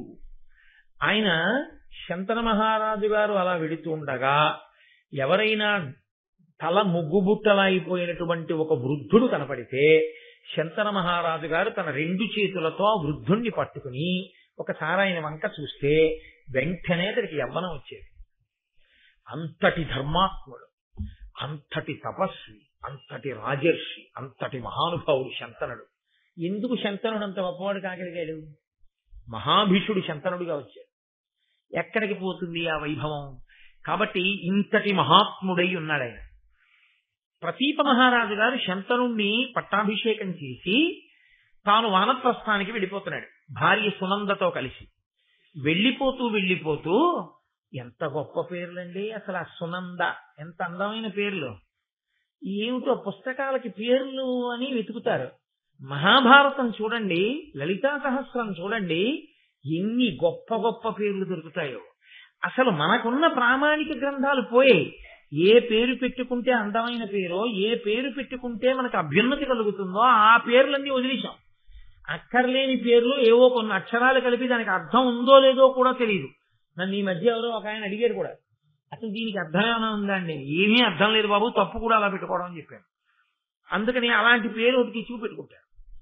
కాబట్టి సునంద ఆ ప్రతీపుని యొక్క భార్య పేరు. ఆయన సునందాదేవితో కలిసి వానప్రస్థానికి వెళ్ళిపోయాడు. వెళ్ళిపోతూ కొడుకుతో చెప్పాడు, ఒకానొకప్పుడు నేను గంగ ఒడ్డును తపస్సు చేసుకుంటూ ఉండగా ఒక స్త్రీ వచ్చి నా కుడితొడ మీద కూర్చుంటే నేను ఆమెకి వరం ఇచ్చాను, నా కొడుకు నిన్ను వివాహం ఆడతాడు. నీకు మళ్ళీ ఏదో ఒక రోజున గంగానది ఒడ్డున ఆ స్త్రీ కనపడుతుంది. కనపడినప్పుడు నేను వరం ఇచ్చానని గుర్తేమిటో తెలుసా? నీ మనసు ఆమె యందు మగ్నమవుతుంది. గంగ కదిలి రావడానికి కావలసినటువంటి కారణం ప్రతీపుని ద్వారా తీరేటట్టు కదలికి వచ్చింది. ఇప్పుడు ప్రతీపుని నోటి వెంట వచ్చింది ఆ మాట. నీకు ఏనాడు అలా నీకు పరిచయం లేనటువంటి ఒక స్త్రీని చూసినంత మాత్రం చేత నీ మనసు లగ్నమవుతుందో ఆనాడు నువ్వు జ్ఞాపకం తెచ్చుకో, నేను మాట ఇచ్చింది ఆమెకే, లేకపోతే శంతనుడి యొక్క మనసు అలా లగ్నం అవదని గుర్తు. ఆమెని నువ్వు కులగోత్రములు అడగవలసిన అవసరం లేదు, మా తండ్రి ఆజ్ఞ అని నువ్వు వివాహం చేసుకో అని చెప్పాడు. పితృాజ్ఞ తప్పకుండా నాన్నగారు మీరు ఆజ్ఞాపించినట్లే జరుగుతుంది అన్నాడు. ప్రతీప మహారాజు గారు వానప్రస్థానికి వెళ్ళిపోయాడు. శంతన మహారాజు గారు మహానుభావుడు రాజ్యం చేస్తున్నాడు, ఆయనకి వివాహం కాలేదు. చాలా కాలం అయిన తర్వాత ఒక రోజున గంగా నది ఒడ్డున వేట కోసమని వెడుతూ విహారం చేస్తున్నాడు. గంగా స్త్రీ రూపం ధరించి కనపడింది. వెంటనే ఆయన మనసు ఆమె యందు అనురక్తమైంది. నాన్నగారు ఏమీ అడగకూడదన్నారు, నా మనసు ఇవ్వాలి ఈమె యందు లగ్నమైంది. ఆయన ఊరుకున్నాడు. ఆమె కూడా గ్రహించింది, ఓ ఈయన మనసు నా యందు లగ్నమైంది అని. ఆయన ఎప్పుడూ అలాంటి చూపు చూసేవాడు కాడు, చూశాడు కాబట్టి ఆమె కనిపెట్టగలిగింది. కనిపెట్టి ఆవిడంది వచ్చి, నీవు నన్ను భార్యని చేసుకోవాలి అని కోరుకుంటున్నావు, నేను నీ భార్యనవుతాను, కానీ ఒక్క షరతు. ఎందుకు ఈ మాట అనాలి అంటే, గంగ వసువులకి మాట ఇచ్చింది, పుట్టిన పిల్లల్ని తీసుకొచ్చి గంగలో పడేస్తాను. ఇప్పుడు తనకి స్వేచ్ఛ ఉండాలి పిల్లల్ని అలా పడేయడానికి. లేదనుకోండి, భర్త అనుమతి లేకుండా పిల్లల్ని తీసుకెళ్లి అలా నీటిలో పారేస్తే ఎలా కుదురుతుంది? తప్పు అవుతుంది. కాబట్టి ఆనంది శంతనుడితోటి, భూనాథ నీకు భార్యంగా నన్ను పరిగ్రహింపగడుకొని ఇష్టంబేని సమయంబు సేయము, మానుగా నాకిష్టమైన మార్గము ప్రీతిన్. నీవు నన్ను భార్యగా స్వీకరించాలి అనుకుంటే నువ్వు నాకొక ప్రమాణం చెయ్యి. నేను నీకు భార్యని అయిన తరువాత నేను ఏది చేస్తున్నా నువ్వు ఇది చెయ్యవద్దని అనరాదు. నీవు నన్ను ఎప్పుడూ ఏ విషయంలోనూ ఇలా ఉండకూడదని నిర్బంధించరాదు. అలా అయితే నిన్ను వివాహం చేసుకుంటాను. తండ్రి గారంతటి వాడు ఆజ్ఞ ఇచ్చాడు, శుభమే జరుగుతుంది కాబట్టి. లేకపోతే తండ్రి గారు ఎందుకు చెప్తాడు? కాబట్టి తప్పకుండా అలాగే నీ మాట నేనెన్నడూ కాదనను. మహానుభావుడు శంతనుడు ఏమనుకుంటాడండి? ఏదో ఆ జరత్కారువు చూడండి, నువ్వు ఏమైనా సరిగ్గా నా ఎందుకు గౌరవం తక్కువ చేసి ఉంటే వెంటనే నిన్ను మీ అన్న ఇంటికి పంపించి నేను తపస్సు పెడతానన్నాడు జరత్కారుడు. ఆవిడ అనుకుందా, సూర్యాస్తమయం అవుతోందని నిద్ర లేపితే నేను లేవకుండా సూర్యుడు వెళ్తాడా, ఎలా పెడతాడు, నన్ను ఎందుకు లేదా, అగౌరవం కదా, సూర్యుడికి ఉన్న వాటి గౌరవం నీకు లేదా అని ఆయన వెళ్ళిపోతాడు అనుకుందా ఆవిడ. అలా ఇక్కడ కూడా ఏమైందంటే, ఆ మహాడితే ఏమడుగుతుంది, మహారాజుని ఎందుకు వద్దని ఎందుకంటాను, ఏ పాట అడుగుతుందిలే అని అలాగే అన్నది. వివాహం అయిపోయి ఇద్దరూ సంతోషంగా ఉన్నారు. పండంటి కొడుకు పుట్టాడు. రాజుకి అసలు వంశం వంశం వంశం కలవరించిపోతారు. ఎందుకంటే మీరు ఒక విషయాన్ని బాగా జ్ఞాపకం పెట్టుకోవాలి, రాజు తను పరిపాలించడంతో పూర్తి అయిపోదు. కన్న బిడ్డలు ఎటువంటి వారో ప్రభువుకి తన ప్రజలు ఎటువంటి వారు. తల్లి తండ్రి చూడండి, ఓ ఆడపిల్ల పుట్టింది, ఓ మగపిల్లాడు పుట్టాడు. ఆయనకు 25,000 జీతం వస్తోంది. 25,000 జీతం వస్తుంది కదా, వాడికి జరిగిస్తున్నాను వీడిని జరిగిస్తున్నాను, అయిపోయింది. పెళ్లిళ్ళ ఏమో అప్పటికి మనం ఉన్నామో ఉండమో, లేకపోతే వాళ్ళ పెళ్లి ఎలా జరుగుతుందో ఏమో అప్పుడు చూద్దాం అని చెప్పి తినేస్తాడు ఏదో వచ్చిన డబ్బంతాను. ఆడపిల్ల పుట్టిందని నెలకు 1,000 రూపాయలు పట్టుకెళ్ళి ఏ ఆర్డీఓ ఫిక్స్డ్ డిపాజిట్ లో ఏవో వేసి ఆడపిల్ల కోసం దాస్తాడా? మరి కొడుక్కి పాపం ఓ ఇల్లు వాటిలో వాడికి ఇస్తే వాడు కొంచెం ఉంచుకుంటాడు జీవితంలో, కాబట్టి వాడికి ఏదో ఓ ఇల్లు ఏర్పాటు చేద్దాం అని తండ్రి ఆలోచన చేస్తాడా చేయడా బిడ్డల కోసం? నేను వెళ్ళిపోయిన తర్వాత కూడా నా బిడ్డలు సుఖంగా ఉండడానికి నేనేదో చెయ్యాలని తాపత్రయపడతాడు. రాజుల తాపత్రయం ధర్మం. అది ఉత్తమ క్షత్రియుడైన రాజు తాను భోగలాలసుడై ఉండడు. నా తర్వాత వీళ్ళని పరిపాలించడానికి యోగ్యమైనటువంటి కొడుకు నాకు పుట్టివాడు మంచి బుద్ధి కలిగిన వాడై సింహాసనం మీద కూర్చునేటట్టు చూడవలసినటువంటి కర్తవ్యం కూడా నా మీద ఉంటుంది. అందుకు వాళ్ళు వంశం కోసం అంత తాపత్రయపడి బిడ్డలు పుట్టకపోతే ఋషుల్ని ఆశ్రయించి యాగాలు చేసి యజ్ఞాలు చేసి బిడ్డల్ని గాని సింహాసనం మీద కూర్చోబెట్టి ధర్మాన్ని నిలబెట్టారు. ఎందుకు ఆ తాపత్రయం అంటే ధర్మం నిలబడాలి తప్ప ఎవరో వచ్చి దాని మీద కూర్చుంటే ధర్మం నశించిపోతుంది. ధర్మం ప్రధానం. అందుకొచ్చింది ఇది. ఎదరెదర ఎంత విచిత్రమైన స్థితిని పొందుతుందో మీరు చూద్దరుగా నా ప్రాతిపదిక. కనుక ఇప్పుడు కొడుకు పుట్టాడు, ఎంత సంతోషిస్తాడు మహానుభావుడి శంతనుడు. ఆవిడ పొత్తిళ్లలో పట్టుకుని ఆ ఉన్నటువంటి పిల్లవాడిని చిన్నగా తీసుకెళ్లి గంగానదిలో పడేసి చాలా బాధపడ్డాడు రాజు. ఊరుకున్నాడు. అలా ఎందుకు చేశావు అన్నాడు అనుకోండి, వెళ్ళిపోతుంది. కాబట్టి ఆ సమయమునందు శంతనునికి ఉన్నది వ్యామోహమే. ఒకసారి మనసులోకి ప్రవేశించకూడదు, కానీ ప్రవేశించిందో అది జీవుణ్ణి పట్టుకుందో వాసనగా, అది పూర్తిగా తీరేంత వరకు మళ్ళీ జన్మ ఎలా ఉంటుందో చూడండి. కాబట్టి ఇప్పుడు ఆమె యందు కలిగిన అనురాగము చేత కొడుకునే చంపేసిన ఊరుకున్నాడు కాదు. దాని యందు రెండవ కోణం వసువులకి గంగమ్మ ఇచ్చిన వరం, వశిష్ఠుడిచ్చిన శాపం. అందుకని వాళ్ళు వెళ్ళిపోవలసిందే మళ్ళీ పుట్టగానే. అందుకని 7 పర్యాయములు గర్భం ధరించింది. 7 మాటలు పిల్లల్ని తీసుకెళ్లి గంగలో పడేసి ఊరుకున్నాడు. ప్రభువు ఏమీ అనలేకపోయాడు. 8వ పిల్లవాడు పుట్టాడు. ప్రభు 8వ మాట కొడుకు అన్నాడు. ఏమి సంతోషం ఆ ఇంట్లో? 8 కొడుకులు పుట్టారు, ఇంకోసారి కొడుకు పుట్టారని సంతోషమా? మళ్ళీ బాధ మొదలు. అయ్యో తీసుకెడుతుంది గంగలో పడేసి. అదేమిటని అనలేడు, మాట ఇచ్చాడు. అదేమిటంటే అలాంటప్పుడు కూడా వాళ్ళు కాదనరా? వాళ్ళు అటువంటి అమృతవాక్యం జోలికి వెళ్ళరు. వాళ్ళ ధర్మం అటువంటిది, వాళ్ళ సత్యం అటువంటిది, మాట ఇస్తే. కాబట్టి వరుణుడాదిగా గల వసువులు తోట్టోడ పుట్టుచునున్న ఆ పొలతి వారి నల్లన పుట్టిన అప్పుడు కొనిపోయి నిర్దయై గంగ నీరిలోన వైచిన ఇరిగి అవ్వసుమతీనాథుండు తనయులని చేల దైదులేక గంగలో వైచెదు కడు అధర్మం బేల చేసెదు నా జోడు చిలువదన్ను బాసిపోవునలియు పలుకక ఎప్పటి ఎట్ల నిమ్మినుండు అంత పుట్టె తనయుడష్టముండు తల్లిదండ్రులకతి ప్రీతియును ముదంబు పెరుగుచుండా. ఇలా పిల్లలు పుడుతున్నారు, పట్టుకెడుతోంది, గంగలో పడేస్తోంది. 8వ మాట కుమారుడు పుట్టాడు. ఇప్పుడు ఇంకా ఆగలేకపోయాడు. అసలు భార్యని స్వీకరించడము అనేటటువంటిది వంశం నిలబడ్డానికి. వంశం నిలబడ్డానికి కారణమైనటువంటి కొడుకులు పుట్టిన వాళ్ళందరినీ గంగలో పడేస్తోంది. 8వ మాట కూడా పడేస్తే ఇంకా నేను కామోపభోగము కొరకు జీవితమే తప్ప నా పితృరుణం ఎప్పుడు తీరుతుంది? నాకు పాపం సంక్రమించట్లా? ఎంతకాలం ఇలా ఊరుకోనని ఆయన అన్నాడు. పడయంగరాని కొడుకుల కడుపలుబుర పడసి పుత్రఘాతునివై ఈ కొడుకు నుదయార్క తేజుని విడువగ నేనోపననుచు వేడుకతోడన్. ఆయన అన్నాడు, బాలసూర్యుల వంటి కొడుకులు 7 పుట్టారు. బాలఘాతకివై వాళ్ళందరినీ తీసుకెళ్లి గంగలో పారేశావు. ఆయనకి తెలియదుగా ఈ విషయాలన్నీ. వసువులు పుట్టారన్న విషయం తెలియదు. 8వ వాడిని కూడా అలా పడేస్తావేమో, నేను ఒప్పుకోను అంటే అప్పుడు ఆవిడంది, నేను ఈ పిల్లాన్ని పడేద్దాం అనుకోవట్లేదు. అన్నమ్మా ఎంత పని జరిగిందిరా, ఇప్పుడు వద్దన్నాను, ఖచ్చితంగా పడేయద్దు అనుకున్న సమయంలో నేను చెప్పానని ఆయన అన్నాడు. మరి 7 ఎందుకు పడేసావు? అందుకు కాదు 8వ వాడిని వద్దన్నాను. 7 ఎందుకు పడేసావు చెప్పు అన్నాడు. ఆవిడంది, నేను పడేశాను అంటే దాని వెనకాతల ఒక పెద్ద కథ ఉంది మహారాజా. అష్టవసువులు 8 వసువులు ఒకానొకప్పుడు వాళ్ళ భార్యలతో కలిసి ఆకాశ మార్గంలో వెళ్ళిపోతున్నారు. కశ్యప ప్రజాపతికి దక్ష ప్రజాపతి కూతురైనటువంటి సురభికి కలిపి జన్మించినటువంటి ధేనువు, నందిని ధేనువు అంటుంటాం కదండి, ఆవు దూడ, ఆవు. అది వశిష్ఠ మహర్షి మేరుపర్వత గుహలో తపస్సు చేసుకుంటున్నారు.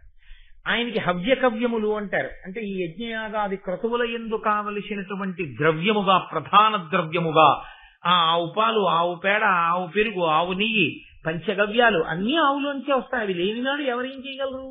కాబట్టి ఈ ధేనువు యొక్క పాలని ఆయన వాడుకుంటుంటాడు. అదిగో అక్కడ తపస్సు చేసుకుంటున్నాడు. ఆవిడంది, అందులో ఆ 8 వసువులు భార్యలతో వెళ్ళిపోతుంటే ప్రభాసుడు అనబడేటటువంటి వసువు యొక్క భార్య ఆ ధేనువు వంక చూసింది. దీని పాలు త్రావి మానవుల్ 10,000 ఏండ్లు జరయు రుజయు ఎరుగక అమరభావమున సుఖంబు జీవింతురటే దీని నేల గనిన వాడే ఇందు పెద్ద.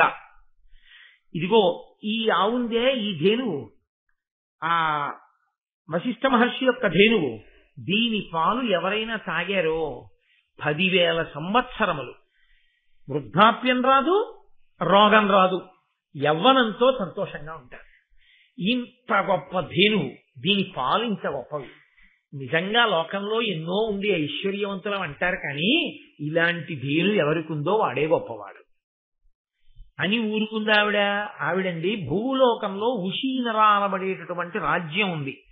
ఆ రాజ్యాన్నేలే ప్రభువుకి ఒక కూతురుంది. ఆవిడ పేరు జితవతి. ఆ జితవతి నాకు స్నేహితురాలు. ఈ ఆవుని పట్టుకెళ్ళి నా స్నేహితురాలకి ఇస్తాను.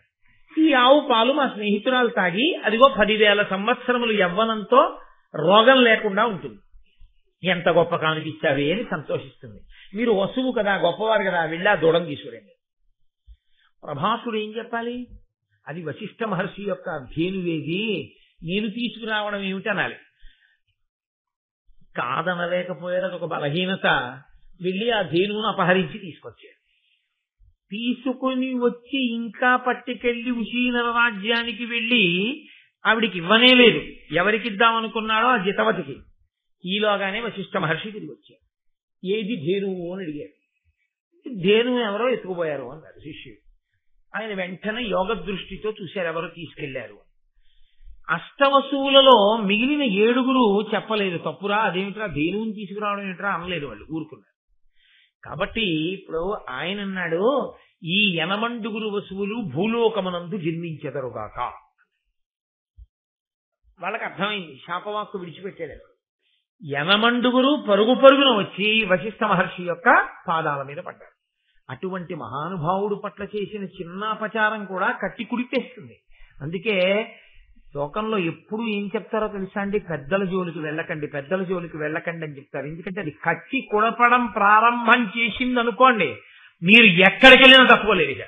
ఇక తప్పుకోగలగడం అన్నది సాధ్యం కాదు. యమదండం నుంచి తప్పుకోవచ్చేమో, మహానుభావులకు జరిగిన అవమానము వలన వారు పొందిన ఖేదముతో వారు విడిచిపెట్టినటువంటి శాపవాక్కు నుంచి తప్పించుకోవడం మాత్రం కుదరదు. మళ్ళీ వాళ్లే ఉపసంహారం చేయాలి. కాబట్టి ఇప్పుడు ఆ వసువులు 80 వెళ్ళి ఆయన కాళ్ళ మీద పడ్డారు. పడితే ఆయన అన్నారు, నేను ఒకసారి విడిచిపెట్టిన వాక్కుని తిప్పడం కుదరదు, కానీ ఒక సావకాశం కల్పిస్తాను. 80 భూలోకంలో పుట్టండని కదా అన్నాను. పుట్టండి అన్నాను కానీ ఇన్నాళ్ళు ఉండండి అనలేదుగా.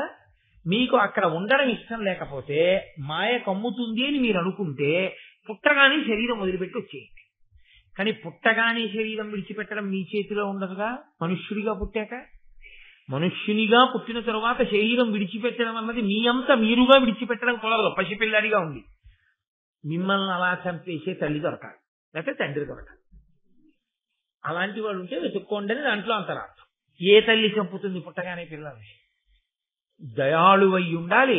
వీళ్ళు మళ్ళీ అలా పుట్టేటప్పటికి ఈ విషయాన్ని గుర్తు పెట్టుకుని తాను పుట్టగలిగిన కారణజన్మురాలై ఉండాలి. ఆవిడైతే ఆ గర్భవాసంలో అలా మళ్ళీ వాళ్ళకి ఆ శాప విమోచన ఇప్పించగలదు అని ఆయన అన్నారు. చేసిన దోషానికి అందరినీ ఒక గాట కట్టి శిక్షలా వేస్తాను, అలా వేయడం కుదరదు.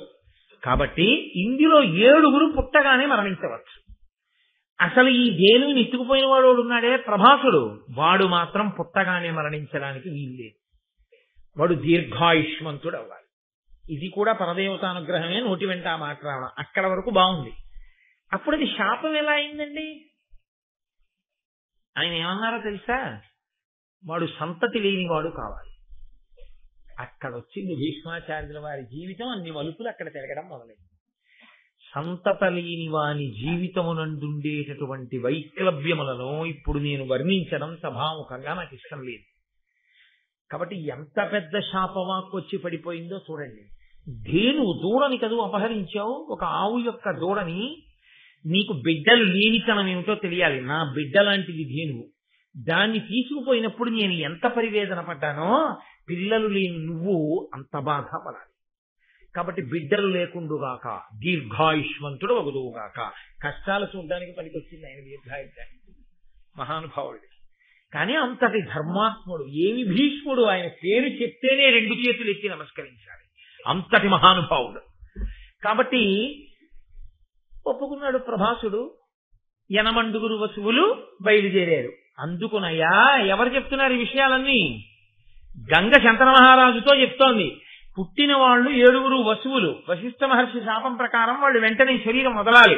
నన్ను అడిగారు, అమ్మా ఎవరి కడుపునో పుడితే ఎలా సంభవం అవుతుందమ్మా? నీ కడుపునో పుడతాం, పరమపావనిది కనుక నీవు మమ్మల్ని పుట్టగానే తీసుకెళ్లి గంగలో పడయ్యమ్మా అని అడిగారు. వాళ్ళు శాప విమోచనం పొందాలని పడేశానయా, కరకు తల్లిని కాదు అంది.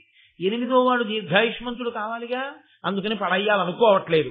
నువ్వు వద్దన్నావు, నేను వెళ్ళిపోవాలి. అంటే ఎక్కడ వరకు ప్రయోజనము జరగాలో అక్కడ వరకే, అంతేకాని ఇంకా ఆ అవసరం అయిపోయిన తర్వాత ఇంకా అలా ఉండడం కుదరదు. అది పైన నడిపించేటటువంటి ఈశ్వర శక్తి. కాబట్టి నేను వెళ్ళిపోతున్నాను, నాతో పాటు ఈ పిల్లవాడిని కూడా తీసుకెళ్ళిపోతున్నాను. ఎందుకో తెలుసా? పిల్లవాడికి చిన్నతనంలో అమ్మ అండ చాలా అవసరం. నేను తీసుకెళ్లి యోగ్యుడైన కుమారుడిగా తీర్చిదిద్ది నీకు తెచ్చి అప్పచెప్పేస్తాను.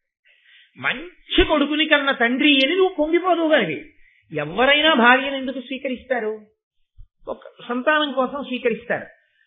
ఆ సంతానం నీకు లేకుండా చేయడం నా ప్రయోజనం కాదు. కాబట్టి కొడుకుని నాతో తీసుకెళ్లిపోతాను అంటే నీకు ఇవ్వను అని కాదు, విద్యాబుద్ధులు చెప్పించి పరమ ప్రయోజకుడుగా తీర్చిదిద్ది ఈ కొడుకుని తెచ్చి నీకు అప్పగిస్తాను. అప్పుడు నీ భార్యాస్థానంలో కూర్చున్నందుకు నాకు ధన్యత తప్ప నీకు బిడ్డలు లేనిది వాడిని చేసి నేను భార్యాస్థానంలో కూర్చుంటే దేనికదిగా. కాబట్టి నీకు కొడుకుని అప్పచెప్తానన్నాడు. ఎంత ధర్మం చూడండి, ఎక్కడికక్కడే ధర్మం. కాబట్టి ఇప్పుడు ఆయనని విద్యావంతుణ్ణి చేసి విద్యాబుద్ధులు చెప్పించేటటువంటి పూచి ఆ కర్తవ్యాన్ని గంగమ్మ తీసుకుంది. కాబట్టి వశిష్ఠుని యొక్క శాపము అంత తీవ్రమైనటువంటి శాపమయా, మామూలు శాపం కాదు. మనుజయోని పుట్టుడని వారికప్పుడు కోపమడర మునియు శాపమిచ్చే భయము ఉంది వివశులయి వచ్చి వారును వినయమొనరా ఇట్టులనిది మునికి. వాళ్ళందరూ వచ్చి ప్రార్థన చేస్తే ఇదిగో 8వ వాడికి మాత్రం ఇంత ఘోరమైన శాపం ఇస్తే వాడు నా కడుపున పుట్టాడు, వాడిని విద్యాబుద్ధులు చెప్పించి 8వ వసువుని కొడుకుగా నీకు అప్పచెప్తానండి. తీసుకుని గంగమ్మ వెళ్ళిపోయింది. చాలా కాలం అయిపోయింది. శంతనుడు మహాధర్మాత్ముడు, చక్కగా ఏదో ఋషులతో కాలక్షేపం చేస్తున్నాడు, కన్న బిడ్డల్లా ప్రజల్ని పరిపాలన చేస్తున్నాడు. కొడుకు ఉన్నాడు, ఆ కొడుకు విద్యాబుద్ధులతో వస్తాడు కదండి. కాబట్టి ఆయన ఇంకా మళ్ళీ వేరొక స్త్రీ యందు ఆయన మనసు లగ్నం కాదు. అంటే అక్కడ ఒక పిల్లవాడు తన యొక్క విలువిద్యని తానే పరిశీలనం చేసుకోవడం కోసం బాణములతో అడ్డుకట్ట కట్టేశాడు గంగా ప్రవాహానికి. అందువల్ల గంగ ప్రవహించట్లేదు, కింద పైన ఉండిపోయింది. అది చూసి తెల్లబోయాడు. చూసి ఆ పిల్లవాడి వంక చూశాడు, ఏదో తెలియనటువంటి ఆత్మీయత కలిగింది. అలాగే ఆ పిల్లవాడికి ఈయన వంక చూసేసరికి ఒక పూజ్య భావన కలిగింది. ఇంతలో గంగమ్మ గబగబా వచ్చి, ఈయనయ్యా నీ కొడుకు మహాప్రయోజకుడిగా తీర్చిదిద్దాను. ఈ పిల్లవాడు ఏమేం చదువుకున్నాడో ఎవరెవరి దగ్గర చదువుకున్నాడో తెలుసా నీకు? సాంగంబులగుచుండ సకల వేదంబులు చదివి వశిష్ఠుతో సకల ధర్మశాస్త్రాది బహువిధ శాస్త్రముల్ శుక బృహస్పతులు నేర్చిన ఎట్ల నేర్చే పరమాస్త్ర విద్య అపరశురాముడెంత దక్షుడంతియూ కడు దక్షుడయ్యే ఆత్మ విజ్ఞానంబునందు సనత్కుమారాదుల ఎట్టివాడు అనఘమూర్తి ఒప్పు గొనుము వీని ఉర్వీష అని సుతునిచ్చి గంగ సనిన ఎరిగి తనయు నిమ్మి తోడుకొనుచు నిధిగన్న పేదయప్పోలే సంతసిల్లి భూవిభుండు. ఆ పిల్లవాడు ఎక్కడెక్కడ ఏం చదువుకున్నాడో తెలుసా మీకు అని సాంగంబులగుచుండ సకల వేదంబులు చదివి వశిష్ఠుతో, వశిష్ఠ మహర్షి దగ్గర వేదాలన్నీ చదువుకున్నాడు. సకల ధర్మ శాస్త్రాది బహువిధ శాస్త్రములు శుక్ర బృహస్పతులు నేర్చిన ఎట్ల నేర్చి, శుక్రాచార్యుల వారు బృహస్పతి వీళ్ళిద్దరూ రాక్షస గురువు దేవగురువు, వీళ్ళిద్దరూ సకల ధర్మశాస్త్రములు ఎలా నేర్చుకున్నారో అంత గొప్పగా శాస్త్రములను నేర్చుకున్నాడు. కాబట్టి విద్యయందు బృహస్పతి శుక్రాచార్యుడు, వేదములయందు వశిష్ఠునితో సమానుడు, వశిష్ఠుని యొక్క శిష్యుడు. పరమాస్త్ర విద్య ఆ పరశురాముండెంత దక్షుడు అంత్యుకడు దక్షుడయ్యే. అస్త్ర విద్యయందు పరశురాముణ్ణి మించినటువంటి మహానుభావుడు లేడు. ఆ పరశురాముడి దగ్గర ఈయన అస్త్ర విద్య ఎంత నేర్చుకున్నాడంటే పరశురాముడు ఎంతటి వాడో ఈయన కూడా అంతటి వాడు. యథార్థములకు పరశురాముడు ఓడిపోయాడు భీష్ముడి చేతిలో, అంతటి మహానుభావుడు. ఆత్మ విజ్ఞానంబునందు సనత్కుమారాదుల ఎట్టి అనఘమూర్తి. ఆత్మజ్ఞానంలో సనత్కుమారుడు మొదలైనటువంటి వాళ్ళు ఎంత ఆత్మజ్ఞానులో, ఎప్పుడు బాలుల్లా ఎలా ఉంటారో అంతటి ఆత్మజ్ఞాని. ఒప్పుగుణము వీని ఉర్వీష అని సుతినిచ్చి గంగ సనిన, ఇదిగోనయా అటువంటి వాడిగా తయారు చేయించాను, ఇంతమంది గురువుల దగ్గర నేర్చుకున్నాడు, ఇదిగో పిల్లాన్ని అప్పచెప్తున్నాడు, కొడుకుని తీసుకో అని అప్పచెప్పి గంగ వెళ్ళిపోయింది. ఒక పేదవాడికి పెన్నిది దొరికితే ఎలా సంతోషపడిపోతాడో అలా పొంగిపోయాడు శంతన మహారాజు. పొంగిపోయి ఆ కొడుకుని తీసుకుని అంతఃపురానికి వెళ్ళాడు. ఆ పిల్లవాడిని సింహాసనం మీద కూర్చోపెట్టి యవ్వరాజ్య పట్టాభిషేకం చేశాడు. సంతోషంగా కాలం గడిచిపోతోంది. అసలు ఇక వేరొక స్త్రీ మీద శంకర మహారాజు గారికి కోరికే లేదు. ఈ పిల్లవాడు తిరిగి పెద్దవాడు అవుతున్నాడు కాబట్టి తదనంతర కాలంలో ఈ పిల్లవాడికి ఇంకా పెళ్లి చేయాలి, ఓ మంచి కోడలు రావాలి. చాలా ఆశ్చర్యకరమైనటువంటి కొన్ని విశేషములు ఉంటాయి. ఎందుకనంటే ఇక్కడ వరకు బాగుంది అనుకోవడం అక్కడ వరకు ఉన్నటువంటి వ్యక్తి లక్షణం. ఆ తర్వాత ఏం జరగబోతోంది అన్న విషయాన్ని, ఆ తర్వాత ఆ వంశంలో ఎవరెవరు ఎలా పుట్టాలి, పుట్టి ధర్మాన్ని ఎలా నిలబెట్టాలి అన్నది చూడవలసిన కర్తవ్యం పరదేవత కదండి. అందుకని వాళ్ళకి అంతవరకే తెలుసు, కొడుకున్నాడు సంతోషంగా ఉన్నాడు. కానీ ఇక్కడే ఒక ఆశ్చర్యకరమైనటువంటి సంఘటన, మళ్ళీ ఒక కొత్త మలుపు తిరిగేస్తుంది కథ. సత్యవతీదేవి రావాలి ఆయన జీవితంలోకి. ఎందుకో తెలుసా అండి? ఇవాళ కాదు కానీ సత్యవతీదేవి యొక్క గొప్పతనం ఏమిటో, సత్యవతీదేవి శంకర మహారాజు గారి జీవితంలోకి రాకపోతే ఎంత పెద్ద ప్రమాదం పొంచి ఉందో, ఎందువల్ల సత్యవతీదేవి ఈయన జీవితంలోకి రావాలో మీకు ఆ పాండవ జననం జరిగిన తరువాత నేను ఎక్కడైనా నాకు స్ఫురణలోకి ఉంటే అన్వయం చేస్తాను, అప్పుడు మీరు విందులు గాని. కానీ ఇక్కడే మీకు ఒక విషయాన్ని చెప్పవలసి ఉంటుంది. భీష్ముడికి శాపం ఏమనుంది? అష్టమ వసువు కొడుకుగా పుట్టేటప్పుడు నిస్సంతు, ఆయనకి బిడ్డలు పుట్టరు. కాబట్టి చంద్రవంశం ఆగిపోతుందా? అయిపోదా? శంకర మహారాజు గారితో ఆగిపోదు, కొడుకున్నాడు. భీష్ముడికి ఇక కొడుకులు ఉండరు. శంతనుడికి ఇంకా కొడుకులుంటే ఆ కొడుకుల వైపు నుంచి వంశం పెరిగే అవకాశం ఉంటుంది. ఏ కారణానికి ఇంకా భీష్ముడికి మాత్రం కొడుకులు ఉండరు, ఏ కారణానికి ఉండరు. తేజోదానం చేయడానికి కూడా కుదరదు భీష్ముడికి, ఆయన పేరు మీద కొడుకు ఉండడానికి వీలు. ఎందుకంటే వశిష్ఠ శాపం ఉంది కాబట్టి. అయిపోయిందా? చంద్రవంశం అంతరించిపోయిందా? అలా అంతరించిపోతే ఇంతమంది మహాపురుషులు పుట్టినటువంటి పుట్టుక యొక్క గొప్పతనం ఏమిటి? వంశం ఎందుకు అంతరించాలి? వంశం అంతరించిపోయింది అనేటటువంటిది పరమ భయంకరాతి భయంకరమైన విషయం. ఇంకసలు కొడుకన్నవాడు లేకుండా ఇక ఆ గోత్రంతో, ఆ గోత్రం పేరు మీద ఇక ఆ అన్నదమ్ముల తరువాత పూజ లేదు అన్నారు అనుకోండి. అంతకన్నా దారుణమైనటువంటి విషయం ఇక సృష్టిలో లేదు. గోత్రం తమతో అంతరించిపోవడం అంటే భయంకరమైన విషయం అండి. అది గోత్రం వర్ధిల్లాలి, అలా సంతానం పొందుతూ ఉండాలి. తంతు దూది ఎలా వెడుతుందో అలా వెళ్ళాలి గోత్రం. కాబట్టి ఇప్పుడు శంతనుని మనస్సులో మళ్లీ వేరొక స్త్రీ మీద అనురక్తి కలిగితే తప్ప కొడుకులు రారు. కాబట్టి శంతనుడి మనసు కదలవలసిందే. ఇక్కడి వరకు వసువులు రావలసిన అవసరం తీరిపోయి వచ్చేసాడు భీష్ముడు. భీష్ముడు వచ్చేసి ప్రయోజనం ఏమిటి ఇప్పుడు? మరి అదేమిటో మీరు భారతం 18 పర్వాలు విన్నాక తెలుసుకుంటారు. కాబట్టి ఆయన ఉండాలి మహానుభావుడు. ఆయన లేకపోయినా మళ్ళీ కుదరదు. అంతటి మహాత్ముడు భీష్ముడు ఉండాలి. కాదు వశిష్ఠ శాపం నెరవేరాలి, బ్రహ్మగారి వాక్కు నెరవేరాలి. అందుకని అటువంటి వాణ్ణి కనాలంటే అటువంటి వాడి మనసు కదలాలి. ఇన్ని కదలికలు వెనకాల నేపథ్యంలో ఇన్ని కారణాలకి కదిలి పైకి ఒకలా ఉంటుంది. ఇప్పుడు అందువలన శంతన మహారాజు గారు ఒకనాడు వేటాడుతూ వెడుతూ ఉండగా అకస్మాత్తుగా ఆయన నాసాపుటములకు గొప్ప సుగంధం తగిలింది. ఎక్కడిది సుగంధం? సత్యవతీదేవి. ఎవరా సత్యవతి? వేదవ్యాసుని కన్న తల్లి. ఆమె తల్లిగా ఉండిపోయిందా? నేను వేదవ్యాసుని వంటి మహాపురుషుడికి తల్లినవుతున్నాను కనుక పరాశరునికి భార్యాస్థానంలో కూర్చుంటున్నాను కాబట్టి ఒక్కసారైనా కొడుకుని కంటిగా పరాశరుడికి భార్యగా నా జీవితానికి చాలు అని ఊరుకుంటాను అన్నది ఆవిడ సిద్ధాంతమా? కాదు. అలా అయితే ఆవిడ నా కన్యాత్వం చెడకూడదన్న కోరిక కోరదు. ఆవిడ కన్యాత్వం చెడకూడదు అని కోరుకుంది అంటే సుదీర్ఘకాలము పాటు వేరొక మహాత్ముడికి భార్యాస్థానంలో కూర్చుని ఆయనకి పరిచర్య చేస్తూ తాను భార్యని అన్న సంతోషంతో ఉండాలి. కానీ దాని వలన ఆయన మోసగిస్తున్నానన్న బాధ ఉండకూడదు. కాబట్టి ఆమెకి కన్యాత్వం చెడకూడదు. అందుకు నా రోజున ఆ మాట ఆవిడ నోటంట పలికించాడు దేవతలు. కాబట్టి ఆవిడ ఆ మాట అడిగింది, పరాశర మహర్షి వరం ఇచ్చారు. కాబట్టి సత్యగర్భంలో పుట్టాడు వేదవ్యాసుడు తప్ప మహానుభావుడు ఆయన 10 నెలల నిండో 3 సంవత్సరముల నిండో పుట్టినవాడు కాడైన.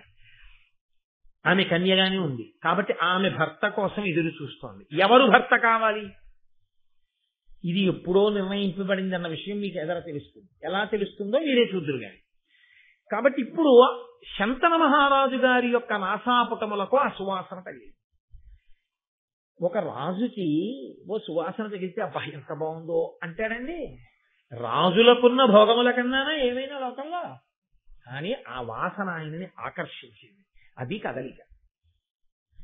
గాలి కదుపుతోందండి భారతాన్ని అంతటినీ. సువాసన గాలిలో కాదు వచ్చేది, ఎన్ని చోట్ల గాలి పాత్ర పోషిస్తోందో చూడండి. నమస్తే వాయోత్సమేవ ప్రత్యక్షం బ్రహ్మాసి, ఆ వాయువే పరబ్రహ్మని కీర్తిస్తాం మనం. కాబట్టి ఇప్పుడు ఆ వాయువు, ఆ సువాసన ఎక్కడ తగిలిందో దాన్ని వెతుక్కుంటూ దాని మూలముల వైపుకి వెళ్ళాడు. వెడితే ఆయనకి యోజనగంధి కనపడింది. ఆవిడ వంక చూసి చాలా సంతోషించిన వాడై ఆమెను వివాహం చేసుకోవాలి అని కోరుకున్నాడు. కోరుకుని ఆమె అంది, నా తండ్రి దశరాజు, ఆయన అడగవయా, అడిగితే ఆయన ఒప్పుకుంటే నువ్వు నన్ను భార్యగా స్వీకరించవచ్చు అంటే ఈయన వెళ్ళి ఆ దశరాజుని అడిగాడు, నీ బిడ్డని నాకు భార్యగా చెయ్యి అని అడిగితే దాశరాజు అన్నాడు, భూపాల, నీకు ఈ కోమలి వలన పుట్టిన సుతుడు నీ పరోక్షంబున రాజు కావలే, ఎమ్మినిట్లీగ నోపుదే అనిన శంతనుడు గాంగేయువరాజు తలచి ఈ పల్పు తక్కగా ఒండు వేడుము ఇచ్చదని. ఆ దశరాజుని నీ కూతురైనటువంటి యోజనగంధిని నాకు ఇచ్చి వివాహం చెయ్యి అన్నాడు. చాలా సంతోషిస్తున్నాను అన్నాడు ముందు. అని ఆయన అన్నాడు దాశరాజు, లోకంలో నా సంతోషం ఏమిటి, నా కూతురు రాణి అయిందని. ఇవాళ నేనుంటాను, ఇంకొక 30 ఏళ్ళు 40 ఏళ్ళు 50 ఏళ్ళు పోయాక నేను వెళ్ళిపోతాను. ఇవాల్టి నా సంతోషం రేపటి నా దుఃఖం అవుతుంది. ఎందుకో తెలుసా, నీకు భార్య అవుతుందేమో, ఎందుకంటే నిన్ను ఇంతకు పూర్వం వివాహం చేసుకున్న భార్య వెళ్ళిపోయింది కాబట్టి. కానీ తరువాతి కాలంలో ఈమె రాజమాత మాత్రం కాదు. ఎందుకని భీష్ముడు రాజు కాబట్టి భీష్ముని భార్య ఎవరో ఆమె మహారాజ్ఞి. ఈమె సవతి తల్లి తప్ప కన్న తల్లి కాదు. కాబట్టి ఈవిడ కొడుకులు సవతి కొడుకులు. ఈమె కొడుకులు సవతి కొడుకులైతే రాజ్యం ఎవరికి ఎడుతుంది, భీష్ముడికి ఎడుతుంది. భీష్ముడికి వెళ్ళిపోతే అక్కడి నుంచి ఇంకా రాజు శబ్దం ఎవరికి అన్వయం అవుతుంది, భీష్ముడి వైపు వాళ్ళకి అన్వయం అయిపోతుంది. అప్పుడు నా కూతురు ఏమంటుంది, నాన్న నేను రాణినవ్వడం ఒకటే ఆలోచించావు, ఇచ్చేసావు శంతనుడికి, కానీ శంతనుడికి ఓ కొడుకున్నాడు, వాడికి యవరాజ పట్టాభిషేకం అయిపోయింది, నేను తొందరపడి నా కూతుర్ని ఇచ్చేస్తే నా కడుపున పుట్టిన బిడ్డలు ఏమవ్వాలని నువ్వు ఆలోచించలేదు, నువ్వు చేసిన నిర్ణయానికి నా బిడ్డల కోసం నేను ఏడుస్తున్నానంటుంది. అప్పుడు నేను ఏడవద్దు? ఎంత దూరం ఆలోచించాడండి. ఇంత ఆలోచించడం అంటే ఆలోచనలన్నీ కదలికలు కాదు. ఈ కదలికలన్నీ దాశరాజుకి అకస్మాత్తుగా ఒక రాజు, అందున శంతనుడు వంటి వాడు వచ్చి అడిగితే యోజనగంధిని ఇవ్వడానికి ఇన్ని ఆలోచనలు చేశాడంటే అవి దాశరాజుకి తనంత తానుగా వచ్చిన ఆలోచనలని మీరు అనుకుంటున్నారా? కదుపుతున్నవాడు వేరొకడున్నాడు, వాడు కదుపుతున్నాడు ఈ ఆలోచనలని, వాడి ప్రయోజనం వేరు, అందుకని కదుపుతున్నాడు. ఆయన అన్నాడు, ధర్మానికి కట్టుబడ్డవాడు కదండి శంతనుడు, కామానికి కట్టుబడ్డవాడు కాడు, అంత హేయమైన వ్యక్తి కాడు. యవరాజ్య పట్టాభిషేకము జరిగి గాంగేయుడు ఉన్నాడు, మహానుభావుడు. ఆవిడ వెళ్ళిపోతూ వెళ్ళిపోతూ చెప్పింది, వీడి పేరు దేవవ్రతుడు అని చెప్పింది. దేవవ్రతుడు గంగకు పుట్టినవాడు కాబట్టి గాంగేయుడు. గాంగేయుడు ఉన్నాడు, యవరాజ్య పట్టాభిషేకం చేసేశాను, ఇప్పుడు నీకు మాటిస్తే ఈ పిల్లల్ని ఎలా యవరాజ్య పట్టాభిషేకం చేస్తాను, నీ కూతురు కడుపున కొడుకు పుట్టినా, కాబట్టి ఇది తక్క, ఏ ఒకటి ఏదైనా కోరుకో ఇస్తానన్నాడు. ఇదే కావాలన్నాడు. అయితే కుదరదు, నీ కూతుర్ని నా భార్యగా చేసుకోలేను, వెళ్ళిపోయాడు. వెళ్ళిపోయాడు కానీ ఆయనకి భార్యాస్థానంలో ఆమె వచ్చి కూర్చోకపోతే ఎదర ప్రమాణం వేరు కదండి. అందుకని ఆయన మనసులోంచి ఆవిడ తొలగిపోయింది అనుకోండి, కథ అయిపోయింది. కాబట్టి తొలగలేదు. బాహ్యంలో కథలో వదిలిపెట్టి వచ్చాడు, లోపల మాత్రం బాగా పట్టుకుంటున్నాడు. రోజు రోజుకి బాగా ఆవిడ్ని పట్టుకుంటే ఏమైంది, ఆవిడ సమస్య అయింది. ఎందుకు సమస్య అయింది? రాలేదు భార్యాస్థానంలోంచి. కారణం గాంగేయుడు అడ్డున్నాడు, యవరాజ్య పట్టాభిషేకం అయిపోయి ఉన్నాడు. అసలు ఆ స్థానంలోకి రావడానికి ఎవరడ్డు ఉండాలో వాళ్ళు లేరు. అసలు ఆ స్థానంలోకి రావడానికి ఊహకందని రీతిలో భీష్ముడు ఉండిపోయాడు, దేవవ్రతుడు ఉండిపోయాడు. పాపం ఆయన ప్రారంభం చూడండి. ఇప్పుడు అందుకని రాజుకి తన సమస్య పట్టుకో. ఆ సమస్య పట్టుకుని ఆయన రాచకార్యాలకి వెళ్ళటం లేదు, బయటికి రావట్లేదు, మాట్లాడటం లేదు, దిగులు, తాను అనుకున్నది జరగట్లేదు. ఏమంటాడు భీష్ముడిని? ఏమనకూడదు, తప్పు, ధర్మం తప్పడు శంతనుడు. ఆమెని మోసగించలేడు కాబట్టి పొందలేకపోతున్నాడు. ఇంత రాచరికం కోరుకున్న ఒక స్త్రీని భార్యను చేసుకోలేకపోయాడు. కడుపులో బాధ, ఆ బాధ చేత దిగులు, దిగులు వలన ఇతర విషయముల యందు దృష్టి లేకపోవడం, పరాకు, ఇన్ని పుట్టుకొచ్చి. మిగిలినవి తెలియదేమో కానీ పరాకు తెలిసిపోదు. ఏమిటండి అలా ఉంటున్నారు, ఏమిటండి అలా ఉంటున్నారు అందరూ అస్తమానం ఇంకోటి ఏదో ధ్యానం చేస్తుంటేను. కాబట్టి ఇప్పుడు అందరూ మంత్రులు వాళ్ళు అన్నారు, మీ నాన్నగారు పూర్వం ఇలా చెప్పగానే వినేవారు, ఇప్పుడు అన్నీ చెప్పేసిన తర్వాత ఏమన్నారు అంటున్నారు. కాబట్టి మీ నాన్నగారికి ఏదో పరాకు వచ్చింది. పరాకు వచ్చిందంటే మీ నాన్నగారి మనసు ఇంకెక్కడో నిలబడుతుంది. అది మేము అడిగితే బాగుండదు. రాజా మీ మనసు ఎక్కడుంది అని అడిగితే బాగుంటుందా? బాగుండదు. కాబట్టి నువ్వు అడిగితే బాగుంటుంది. కాబట్టి కొడుకు కాబట్టి నువ్వు విచారణ చెయ్యి, వెళ్ళి అడుగు అన్నాడు. అంటే మహానుభావుడు గాంగేయుడు వెళ్ళి తండ్రితో, ఎంత మర్యాద అండి ఆ మాట్లాడడంలో, ఏం నాన్నగారు మీరు ఈ మధ్య శ్రద్ధ లేకుండా ఏమి పట్టించుకోవట్లేట, అసలు మీ మనసు ఎక్కడుంది చెప్పండి అని అనుకోండి, చాలా అసహ్యంగా ఉంటుంది. ఓ పనికి మాలిన వాడు రాసిన సినిమా డైలాగ్లో ఉంటుంది.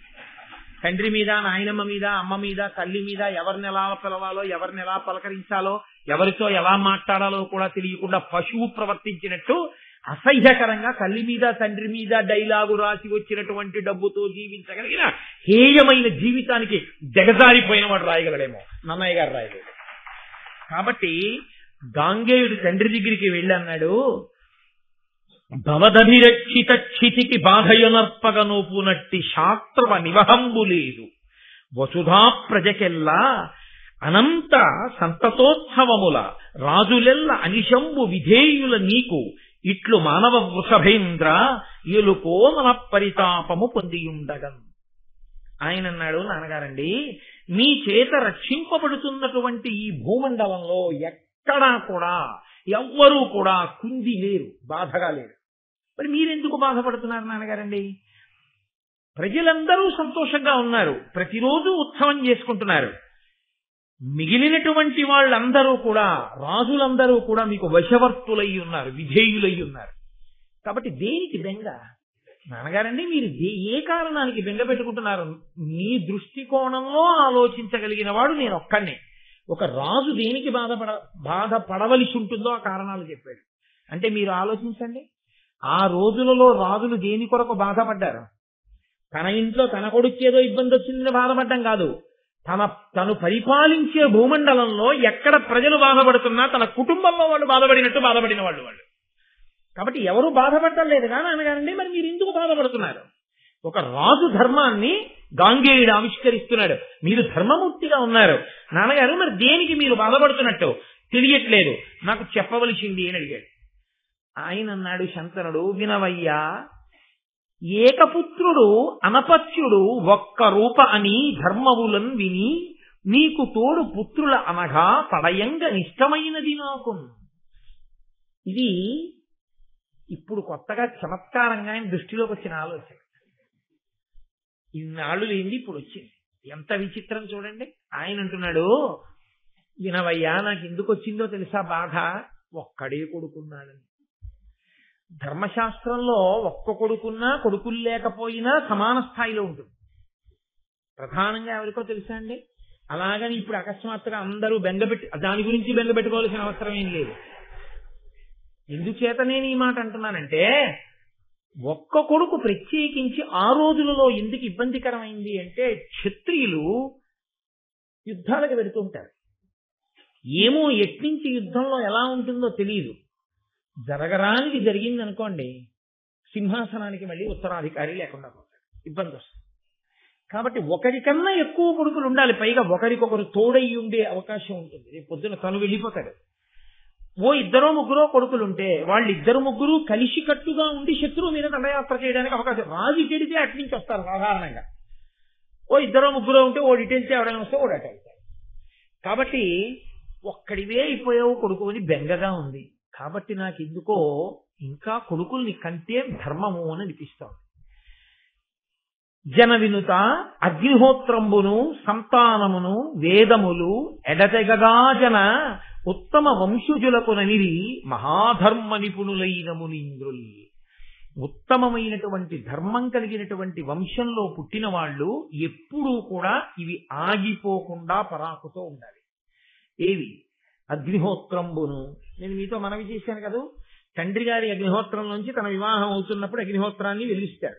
వెలిగించినప్పుడు ఆ అగ్నిహోత్రం మళ్ళీ ఎప్పుడు ఇంకా ఆగిపోవడం, ఆయన శరీరం పడిపోయినప్పుడు ఈ అగ్నిహోత్రాన్ని పట్టుకెళ్ళి వెలిగించి ఈ శరీరాన్ని అగ్నిహోత్రంలో దహనం చేసేస్తారు. అప్పటి వరకు అగ్నిహోత్రం అలా వెలుగుతూనే ఉండాలి తప్ప అగ్నిహోత్రం ఆరిపోకూడదు. కాబట్టి అగ్నిహోత్రంబును సంతానమును, సంతానం పిల్లలు లేకపోతే పేడపోయారన్న మాట అసలు అననే అనకూడదు. కాబట్టి సంతానంబును, వేదములు, వేదము ఎప్పుడూ వినపడుతూనే ఉండాలి. అందుకే వేదం నువ్వు చదువుకోక్కర్లేదు. వేదం చదువుకున్నవాడు కనపడితే ఓ నమస్కారం చేసి ఓ పన్నం చదివించుకుని ఓ తాంబూలం ఇచ్చి పంపించాలి. దాని వలన వేదం చదువుకోవాలనే ఉత్సాహం లోకంలో నిలబడుతుంది తప్ప వేదం అందరూ చదవక్కర్లేదు. వేదం చదివిన వాళ్ళని గౌరవించడం మాత్రం నేర్చుకోవాలి. అప్పుడు వేదము అనుసృతంగా నడుస్తుంది, వేదము ప్రమాణము. ఆ వేదము లేనినాడు ధర్మము అయోమయమైపోతుంది. కాబట్టి వేద ప్రమాణము నిలబడాలి అంటే వేదము చదువుకున్న వాళ్ళని ప్రోత్సహిస్తూ ఉండాలి, కాదు నమస్కరిస్తూ ఉండాలి. కనుక వేదములు ఎడతెగగాజన ఉత్తమ వంశజులకు ఇవి ఎప్పుడూ ఆగిపోకుండా వెళ్ళవలసినటువంటి విషయాలు ఉత్తమ వంశంలో పుట్టిన వారికి అనేది మహాధర్మ నిపుణులైన మునీంద్రులు ఈ మాట అన్నారు. కాబట్టి నాయన, నీతో ఏదైనా పరాకు కలిగితే, జరగడానికి జరిగితే మన వంశం ఆగిపోకూడదు కదా, అందుకని కొడుకుల్ని కనాలి అని నేను అనుకుంటున్నాను. పైగా నీవు అస్త్ర శస్త్ర విద్యా కోవిదుడవు, రణములందు క్రూరుడవు, అరివిద్రావణ సాహసికుండవు, కావున నీ యునికి నమ్మగా నేరనెదన్. నేను కొన్ని కారణాల చేత నువ్వు ఒక్కడివే ఉండడం విషయంలో ధైర్యంగా ఉండలేకపోతున్నాను. ఎందుకో తెలుసా? నీవు అస్త్రశస్త్ర విద్యా కోవిదుడవు, నీకు అస్త్రశస్త్ర విద్యలు బాగా తెలుసు కాబట్టి నువ్వు సాధారణంగా ఎంత గొప్ప వీరుడికి లొంగి సంధి చేసుకో. అవతలవాడు ఎంత గొప్పవాడైనా కావచ్చు, సంధి అన్న మాట నీ దగ్గర ఉండదు. ఎందుకుండదు అంటే ఒక్కటే కారణం, నీ బలపరాక్రమములు అటువంటివి, నీకున్న అస్త్రశస్త్రములు అటువంటివి. వాటితో నువ్వు ప్రతిద్వందిని, నీ ఎదురుగుండా ఉన్నవాడిని పడగొట్టే ప్రయత్నం చేస్తావు. అవతలవాడు కూడా మరి అంత గొప్పవాడేగా నీతో యుద్ధం చేసేవాడు. యుద్ధం అన్నది మొదలైన తర్వాత అంత పెద్ద స్థాయిలో వాళ్ళతో చేస్తుంటే జయాపజయములు విధి నిర్ణీతములు. ఒక అస్త్రం స్ఫురణకి రాకపోతే చాలు, అయిపోయిందంటే అంత పెద్దవాళ్లతో యుద్ధం చేస్తుంటే. కాబట్టి ఒకటి భయం నాకు. 2, రణములందు క్రూరుడవు. యుద్ధమే వచ్చిందా ఎన్ని లక్షల మందినైనా తెగటార్చేస్తావంటే తప్ప వెనకడుగేయడం అన్నది నీకు రాదు. నీ ముందున్న వాళ్ళు పడిపోవడమో నువ్వు పడిపోవడమో అంతే నీకు తెలిసినది. కాబట్టి రణములందు క్రూరుడవు, అరివిద్రావణ సాహసికుండవు. శత్రువు బలాబలములను కాదు, శత్రువు అని నీకు ఎదురుగుండా నిలబడితే వాడు ఉండడానికి వీల్లేదు. అంతటి సాహసి, ఇక వెనక్కి చూడవు, ముందుకెళ్ళడమే నీకొచ్చు. అంతటి ఉత్సాహవంతుడవు. ఈ లక్షణాలు ఎంత గొప్పవో వంశం వైపు నుంచి ఆలోచించినప్పుడు అంత ప్రమాదకరం. ఈ లక్షణములు ఎప్పుడైనా ఒక్కసారి నీ పట్ల వ్యతిరిక్తముగా పనిచేస్తే, నా వరకు నాకు ఒక్క కొడుకు లేకుండా ఉంటాడు, రాజ్యమునకు సంబంధించినంత వరకు సింహాసనం ఖాళీ అయితే నేను మిగిలిన ప్రజలందరికీ జవాబుదారీనవుతాను. ఎందుకని అంటే ఇటువంటి సాహసికుడైన కొడుకు ఒక్కడితో నువ్వు సరిపెట్టుకోవడమే ప్రమాదం వచ్చింది రాజా అంటారు. కాబట్టి ఈ ధర్మం కారణంగా నేను కొడుకుల్ని కనాలనుకుంటున్నాను. ఇందుకు వివాహం చేసుకోవాలనుకుంటున్నాను. వివాహం చేసుకోవడం అనే విషయంలో సత్పుత్రులు కలగడం అన్నది ఎప్పుడు ఉంటుంది? అనురక్తి అని ఒక మాట. నా మనసు ఆమె యందు ప్రచోదనము కావాలి, ఆమె నా యందు సంతోషాన్ని పొందాలి. ఒందరులు ప్రీతి పొందిన వారైతే ఇద్దరికీ ఒకరి పట్ల ఒకరికి సంతోషం ఉంటే సత్సంతానము కలుగుతుంది. భార్యాభర్తల మధ్య అన్యోన్యత లేకపోతే, భార్యాభర్తల మధ్య పరస్పరానురాగము లేకపోతే, భార్యాభర్తలు విముఖులైతే భార్య ఎంత గొప్పదైనా, భర్త ఎంత గొప్పవాడైనా తేజోవంతమైన సంతానము జన్మించదు. రామాయణంలో కూడా ఉంది ఈ విషయం ఒక చోట. కాబట్టి అనురక్తి ప్రధానమై కూర్చుంది. సత్సంతానం పుట్టాలంటే ఏదో భార్యని స్వీకరించడం, ఏదో సంతానాన్ని కండం నా ఉద్దేశ్యం కాదు. ఇంతమంది స్త్రీలు ఉన్నారు రాజ్యంలో, ఇంతమంది కన్యలు ఉన్నారు, నా మనసు లగ్నం అవ్వదు. నా మనసు అసలు అలా ఆలోచించదు. ఎందుకనో ఒక్కసారి నా మనసు ఒక్క కన్య మీద లగ్నమైంది. లగ్నం అయింది కాబట్టి ఆమె వలన సత్సంతానం కలుగుతుంది. కానీ వాళ్ళ తండ్రి పిల్లనివ్వడానికి ఇష్టపడలేదు. అంతవరకు అది నా సమస్య. వెళ్ళిరా. ఎందుకు ఇవ్వలేదన్న విషయాన్ని చెప్పలేదు శంతనుడు. ఎందుకని? అక్కడికి వచ్చేటప్పటికి ఆయన ఎంత సున్నిత హృదయుడో మీరు అర్థం చేసుకోవాలి. ఆయన కేవలం కామవ్యామోహంతో ఏదో పెళ్ళాన్ని తీసుకోవడం ఆయన కోరిక కాదు. అయితే గంగ వెళ్ళగానే తీసుకోగలడు. అది కాదు ఆయన ఉద్దేశ్యం. ధర్మమునకు కట్టుబడ్డాడు, అటు ఇటు కూడా. ఇది కొడుకుతో అనకూడని మాట కాబట్టి ఊరుకో. నీకు రాజ్యం ఇవ్వకూడదంటున్నారా, తన కడుపున పుట్టిన పిల్లాడికి రాజ్యం ఇస్తే ఇస్తానంటున్నారా అని అన్నాడు అనుకోండి. కొడుకుని తండ్రే ఆ మాట అంటే, కొడుకు నాన్నగారండి మీ సుఖం కన్నానా అన్నాడు అనుకోండి, తన చేత్తో తాను కొడుకు సుఖాన్ని తీసేసిన వాడు అవుతాడు. అందుకని ఏమి అనలేదు శంకర మహారాజు గారు. ఆయన పాపం అంత ఆప్యాయతున్నవాడంతటి ధర్మాత్ముడు. కానీ గాంగేయునికి అనుమానం వచ్చింది. ఇంతటి మహానుభావుడు ఈయనకి పిల్లనివ్వడానికి ఎవరికి అనుమానం వచ్చింది? ఎవరా పిల్ల? విచారణ చేశాడు. విచారణ చేసి ఈయన దాశరాజు దగ్గరికి వెళ్ళాడు. వెళ్ళి ఆ దాశరాజుని అడిగాడు, ఏమయ్యా నీకేమిటి అభ్యంతరం మా నాన్నగారికి నీ కూతుర్ని భార్యగా ఇవ్వడానికి? ఇచ్చి వివాహం చేయి, నా తల్లిగా ఆమెని తీసుకెడతానన్నాడు. దాశరాజు మళ్ళీ అదే మాట చెప్పాడు. వినిమైనను సాపత్యంబున దోషము కలదు దీనా, అదియును నీచేతన సంపాద్యము, నీ వలిగిన అడ్డమే పురహరాజ కేశవులైన. భీష్ముడు అంత పరాక్రమం ఉన్నవాడు అవడమే ఆయన జీవితానికి శాపమై కూర్చుంది, అంత చదువుకోవడమే. దాశరాజు అన్నాడు, ఏ కారణానికి పిల్లనివ్వవు మా నాన్నగారికి అని కదా అడిగావు? నువ్వే కారణం పిల్లనివ్వకపోవడానికి. మా అమ్మాయి నీకేమవుతుంది పిల్లనిస్తే? పినతల్లి అవుతుంది, సవతి తల్లి అవుతుంది, తల్లి కాదుగా. ఆమెకి పుట్టిన బిడ్డలు ఏమవుతారు? సవతి బిడ్డలు కదా అవుతారు. రాజ్యం ఎవరికి పెడుతుంది? నీకు కదు పెడుతుంది. ఆమె సవతి తల్లి, నువ్వు రాజు. ఏమిటి ఆవిడికి శాంతి? ఏమిటి ఆవిడికి భద్రత? రేపు ఏదైనా జరగరానిది జరిగిన తర్వాత రాజుకి ఆవిడ పరిస్థితి? సొంత తల్లి కాదుగా. కాబట్టి నువ్వు శత్రువుణ ఉంచుతావా? ఏమో నీ కూతురు కడుపున పుట్టిన వాళ్లే నన్ను నిర్జించగలిగిన వాళ్ళు అవుతారేమో అంటావేమో. నీ ముందు పురహరాజ కేశవులైనన్ బ్రహ్మ, విష్ణువు, శివుడు ముగ్గురు వచ్చి నీ ఎదురుగుండా నిలబడితే నిన్ను గెలవలేరు నాకు తెలుసు. కాబట్టి నా కూతుర్ని నీకు సవతి తల్లి స్థానంలోకి పంపించడమే ప్రమాదం అంతా. నువ్వే ఇబ్బంది, నీ వల్లే ఇవ్వట్లేదు పిల్లలన్నాడు. అనగానే ఆయన అన్నాడు, మహానుభావుడు, ఆయన చుట్టూ సామంతరాజులు మంత్రులు అందరూ ఉన్నారు. ఆ పిల్లని అడగడానికి వెళ్ళినప్పుడు మర్యాదతో కదండి వెడతారు పెద్దలతోటి. ఆయన అన్నాడు, వినుడు ప్రసిద్ధులైన పృథివీపతులిందరునే గురు ప్రయోజనమున చేసి సమయ సంస్థితి, ఈ లలితాంగికి ఉద్భవించిన తనయుండ రాజ్యము చేయగనర్హుడు, వాడు మాకు ఎల్లను పతి, వాడ కౌరవ కుల స్థితికారుడు ఉదార సంపదన్. అంతే ప్రతిజ్ఞ చేసేశాడు. ఆయన పితృభక్తి అటువంటిది, మహానుభావుడు. క్షణం ఆలోచించలేదు. తన గౌరవం, తన జీవితం అసలు ఆయన ఆలోచించలేదు. నాన్నగారి కోరిక తీరాలంటే. ఎంత పితృభక్తి పరాయణుడు మహానుభావుడు. ఆయన చదువుకున్న ధర్మాలు అటువంటి పెద్దల దగ్గర. ఇదిగో ఇంతమంది పృథివీపతుల ఎదురుగుండా నేను ప్రమాణం చేస్తున్నాను, నా తండ్రి యొక్క ప్రయోజనం కోసం నువ్వు నీ పిల్లని కానీ మా తండ్రికి ఇచ్చి వివాహం చేస్తే నీ కుమార్తె కడుపున పుట్టినటువంటి పిల్లవాడే ఈ కురు సామ్రాజ్యమునకంతటికి అధికారి, అతడే సింహాసనం మీద కూర్చుంటాడు. నేను అతనిని అనువర్తిస్తాను, అతనికి సేవలు చేస్తాను. ఆయన కర్మండి. ఏమి పితృభక్తి, ఏమి మహాపురుషుడు, ఏమి ధర్మం నిజంగా. నేను ఆయనని అనువర్తిస్తాను, మేమందరం అనువర్తిస్తాం. నా బలమంతా దేనికి ఉపయోగపడుతుందంటే, నేను నాతో పాటు అందరము ఆ సింహాసనం మీద కూర్చున్న అతనికి సేవలు చేయడానికే ఉపయోగపడుతుంది. అతనే కురుసింహాసనమునకు ఉత్తరాధికారి. కాబట్టి నీకు భయం లేదుగా.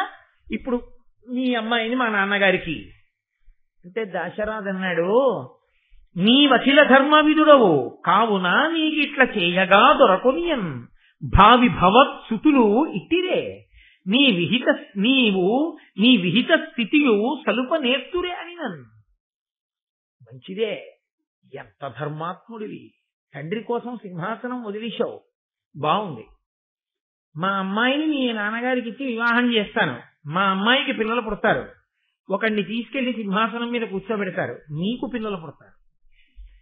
నీ వరకు ఊరుకుంటావేమో, నా కూతురికి పుట్టినటువంటి కొడుకుకి పుట్టిన పిల్లలు సింహాసనం మీద కూర్చోకుండా నీకు పుట్టిన పిల్లలు అడ్డం రారని నమ్మకం ఏంటి? నువ్వు పాటించిన ధర్మం నీ పిల్లలు ఎందుకు పాటిస్తారు? మా నాన్నగారంటే సింహాసనం వద్దన్నారు కానీ మేమెందుకు వద్దంటామంటే పెద్దవాడి బిడ్డలు వాళ్ళకే రాజ్యం. పైగా పరాక్రమవంతుడివి నువ్వు, నీ పోలికలే వాళ్ళకు వస్తాయి. అప్పుడు వాళ్ళు నిగ్రహించరా? అభద్రతే కదా. నా కూతురికి ఏమి నమ్మకం, తన కడుపున పుట్టిన పిల్లల యొక్క పరంపరే పిల్లలవుతారని. పిచ్చాడు, ఇంతవరకే ఆలోచించాడు. ఈశ్వరానుగ్రహం లేకపోతే ఈ భీష్ముడే దిక్కవుతాడా సింహాసనానికని ఆలోచించలేకపోయాడు. తల కొట్టుకుంది సత్యవతి. తర్వాత కూర్చోవయ్యా సింహాసనం మీద, పిల్లను ఇచ్చుకోవయ్యా. అమ్మా మాట మాటే తిరగనమ్మా అన్నాడు. అంతే మహానుభావుడు. పరిత్యజించాడు అన్నింటినీ. నిండు యవ్వనంలో ఇన్నిటిని పొంది ఆ రోజు ఉన్నటువంటి పరిస్థితుల్లో భీష్ముడికి భార్య కావడం అంటే పొంగిపోయి పరిగెడతారు. ఏ రోజైనా సరే తన పిల్లనివ్వడానికి. అటువంటి వాడు అంత పెద్ద ప్రతిజ్ఞ చేశారు తండ్రి కోసం. వెంటనే ఆయన అన్నాడు, ఓహో నేను రాజ్యం విడిచిపెడితే సరిపోదు, నేను సింహాసనం వదిలేస్తే సరిపోదు, నా బిడ్డలు అలా విడిచిపెట్టారని కదా నీకు నమ్మకం. నా బిడ్డల తరపున నేను ప్రమాణం చేసినా నా బిడ్డల బిడ్డలు బిడ్డల బిడ్డలు ఏం చేస్తారో అని కదా నీకు అనుమానం. మూలమే లేకపోతే, నాకే బిడ్డలు కలగకపోతే ఇక బిడ్డలకి బిడ్డలు లేరుగా, ఇంకా నీకు భయం ఎందుకు? సింహాసనం గురించి మా నాన్నగారికి పిల్లనిస్తావా? కాబట్టి ప్రతిజ్ఞ చేస్తున్నాను. మళ్ళీ రెండో మాట. ధృతిభూని బ్రహ్మచర్య వ్రతమున్నతి దాల్చితిని ధ్రువంబుగా అనపత్యతయైనను లోకములా యతి బెక్కులు కలవు నాకు అనుభావ్యములై. నేను ఇదే ప్రతిజ్ఞ చేస్తున్నాను, ఈనాటి నుంచి నేను ఘోర బ్రహ్మచర్యమునందుంటాను. అసలు నాకు బిడ్డలన్న వాళ్ళు పుట్టరు. ఏమయ్యా మరి బిడ్డలు లేకపోతే స్వర్గద్వారం చూడడానికి కుదరదు కదా.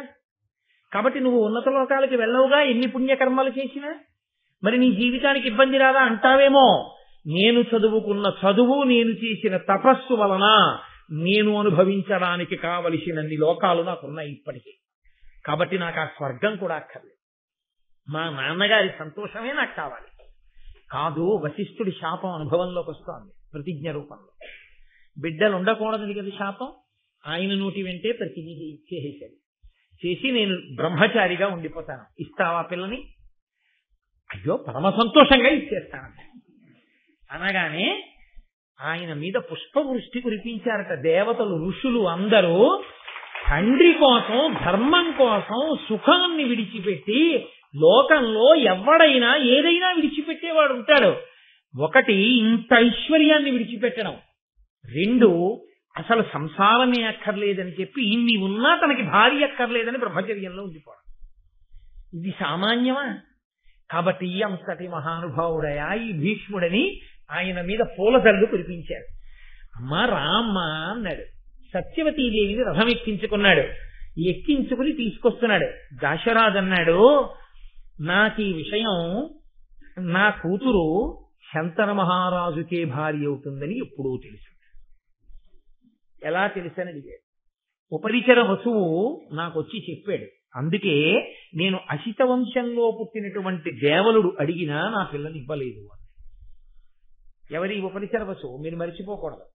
చేది రాజ్యాన్ని పరిపాలించినటువంటి వసువనబడేటటువంటి రాజు అనేక యజ్ఞయాగాదులు చేసి రథమెక్కి సశరీరంగా ఇంద్రలోకానికి వెళ్లి ఇంద్రుడి దగ్గర కూర్చుని భోగములను అనుభవిస్తే ఆయన యొక్క వైభవాన్ని, ఆయన ఇంత రాజ్యమేది ఒక మహర్షి యొక్క ఆశ్రమానికి వెళ్లి కూర్చుని మహర్షి యొక్క వైరాగ్యాన్ని చూసి తాను కూడా అక్కడ కూర్చుని తపస్సు చేస్తుంటే ఇంద్రుడు వచ్చి, ఇంత రాజ్యం చేసి కూడా నువ్వు ఇంతగా వైరాగ్యాన్ని పొంది తపస్సు చేస్తున్నావంటే ఎంతటి మహానుభావుడివిరా నువ్వు, నీకు ఇదిగో వరాలు ఇస్తున్నాను తీసుకోమని వాడిపోని పద్మాల మాలని, ఒక గొప్ప దివ్యమైనటువంటి రథాన్ని, ఒక వెదురు కర్రని చేతికిచ్చి, వీటితో నువ్వు ఎప్పుడు కావాలంటే అప్పుడు నీకు దివ్యత్వాన్ని కూడా ఇస్తున్నాను, ఇంద్రలోకానికి వచ్చి ఇంద్రలోకం నుంచి కిందకి ఎడుతుండొచ్చని వరమిస్తే, ఈయన రథం మీద ఇంద్రలోకానికి వెళ్ళి మళ్ళీ కిందకు వస్తుంటే ఆకాశంలో తిరుగుతాడు కాబట్టి ఉపరిచరి వసువు అని ఆయనకి పేరు కలిగితే, ఈ ఉపరిచరి వసువు నివాసం చేసేటటువంటి నగరంలో అంతఃపురం పక్కన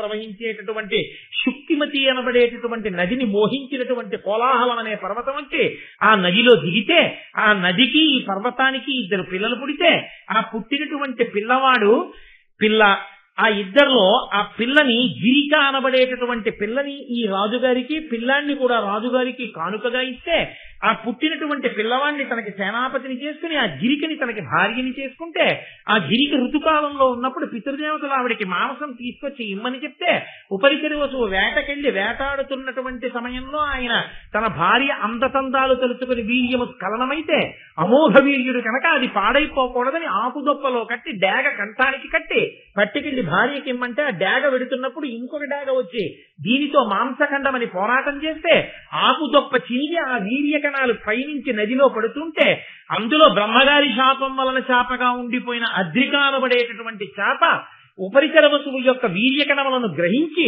ఆమె గర్భవతి అయితే, ఏనాడు ఇద్దరు మనుష్య సంతానాన్ని పొందుతావో ఆనాడు నీకు శాప విమోచనమని బ్రహ్మగారి ఇచ్చినటువంటి శాప విమోచన కారణం చేత ఆమెకు కొన్ని నెలలు పోయిన తర్వాత జాలర్లు వలలో వెలవేసి పట్టుకుని ఒడ్డుకు తీసుకొచ్చి కడుపు కోస్తే, ఆ చేపలోంచి ఒక మగపిల్లవాడు ఆడపిల్ల పుడితే, ఆ పుట్టినటువంటి పిల్లవాడు మత్స్యరాజు అన్న పేరుతో మత్స్యదేశానికి రాజైతే, పుట్టిన ఆడపిల్ల చేపల వాసన కొడుతుంటే ఆమెకి మత్స్యగంధి అని పేరు పెట్టి దాశరాజుకిస్తే, దాశరాజు యమునా నది ఒడ్డున యాత్రికుల్ని పడవలో తీసుకెళ్లమని నియోగిస్తే, అక్కడికి పరాశరుడు వచ్చి దైవవశం చేత ఆమె ఎందుకు కామమోహం కలిగితే మంచుతెరలు సృష్టించి కన్యాత్వమునందు వ్యాసుణ్ణి కంటే, ఆ ఉండిపోయినటువంటి ఆ కన్యాత్వంతో ఉండిపోయిన ఆడపిల్లకి వ్యాసుడు పుట్టి ఉన్నాడన్న విషయం తెలియని దాశరాజు ఆ పిల్ల తరువాతి కాలంలో యోజనగంధిగా మారితే, ఇంత అందమైన పిల్లని నేను చేసుకుందామన్న కోరికతో ఒకనాడు అసిత వంశానికి చెందినటువంటి దేవరుడు వచ్చి దశరథ గారిని పిల్లనడిగితే, ఉపరిచర వసువు తన వైర్యకణముల చేత అద్రిక అన్న చాప మింగి ఈ కూతుర్ని కంది కాబట్టి,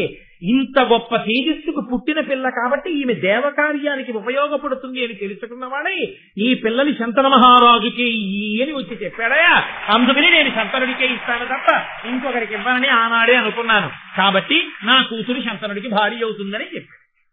అప్పుడు ఆయన అమ్మా రాని రథం ఎక్కించాడు, తీసుకొచ్చాడు. శంతన మహారాజు గారు పొంగిపోయాడు. పొంగిపోయిన తర్వాత లోపలికి తీసుకొచ్చారు. శంతన మహారాజు గారికి సత్యవతీదేవికి అబ్బో వైభవోపేతంగా వివాహం జరిగింది. తండ్రి పొంగిపోయి ఆ వయసులో కొడుకు పెళ్లి చేసుకుని కోడలతో వచ్చి నమస్కారం చేస్తే తాను అక్షతలు వెయ్యవలసిన వాడు, కొడుకు ఘోరమైనటువంటి బ్రహ్మచర్య వ్రతదీక్షబోని తండ్రికి భార్యని తీసుకొచ్చి ఇచ్చి తాను బ్రహ్మచారిగా నిలబడి నాన్నగారి పక్కకి భార్య చేరిందని సంతోషపడిపోతున్న ఆ కొడుకుని చూసి, నాయనా ఎంత గొప్ప త్యాగం చేశావురా, నీవు కోరుకుంటే తప్ప మృత్యువు నిన్ను గ్రసించలేదు, మృత్యువు కూడా నిన్నేం చేయలేదు, నువ్వు ఏనాడు శరీరం విడిచిపెడతాననుకుంటావో ఆనాటి వరకు నీకు మరణం లేదు. కాబట్టి ఆనాడు వశిష్ఠుడిచ్చిన శాపవాక్కు ఈనాడు తండ్రి గారి యొక్క వరంగా మారింది. దీర్ఘాయుష్మంతుడయ్యాడు. కానీ వ్యక్తిగత జీవితం తర్వాత 18 పర్వాల్లో చూద్దురు గాని ఏమి భీష్ముడు, ఏమి మహానుభావుడు. చాలు, భీష్ముడు అంత భీష్మించి ప్రతిజ్ఞ చేశాడు కాబట్టి దేవవ్రతుడు గాంగేయుడు భీష్ముడయ్యాడు. భీష్ముడు వేదాన్ని అంతగా అనువర్తించి మహానుభావుడు ఆచరించాడు కాబట్టి భీష్మాచార్యుడయ్యాడు. అటువంటి భీష్మ జననము, ఆయన భీష్మించినటువంటి ప్రతిజ్ఞా స్వరూపమును ఈ రోజు మీకు వినిపించి ఉన్నాను. ఇంత గొప్ప ఘట్టం దగ్గర ఇంకా ఎందుకో నా మనసు ఇవ్వాల శంతన మహారాజు గారికి మళ్లీ కొడుకులు పుట్టారు అన్నమాట గొప్పదే అయినా, నేను ఇవాళ భీష్ముడి వంటి కొడుకు యొక్క ఔన్నత్యాన్ని చెప్పిన నోటితో ఇవాళ నేను తర్వాతి కథని చెప్పలేను, రేపు చెప్తాను.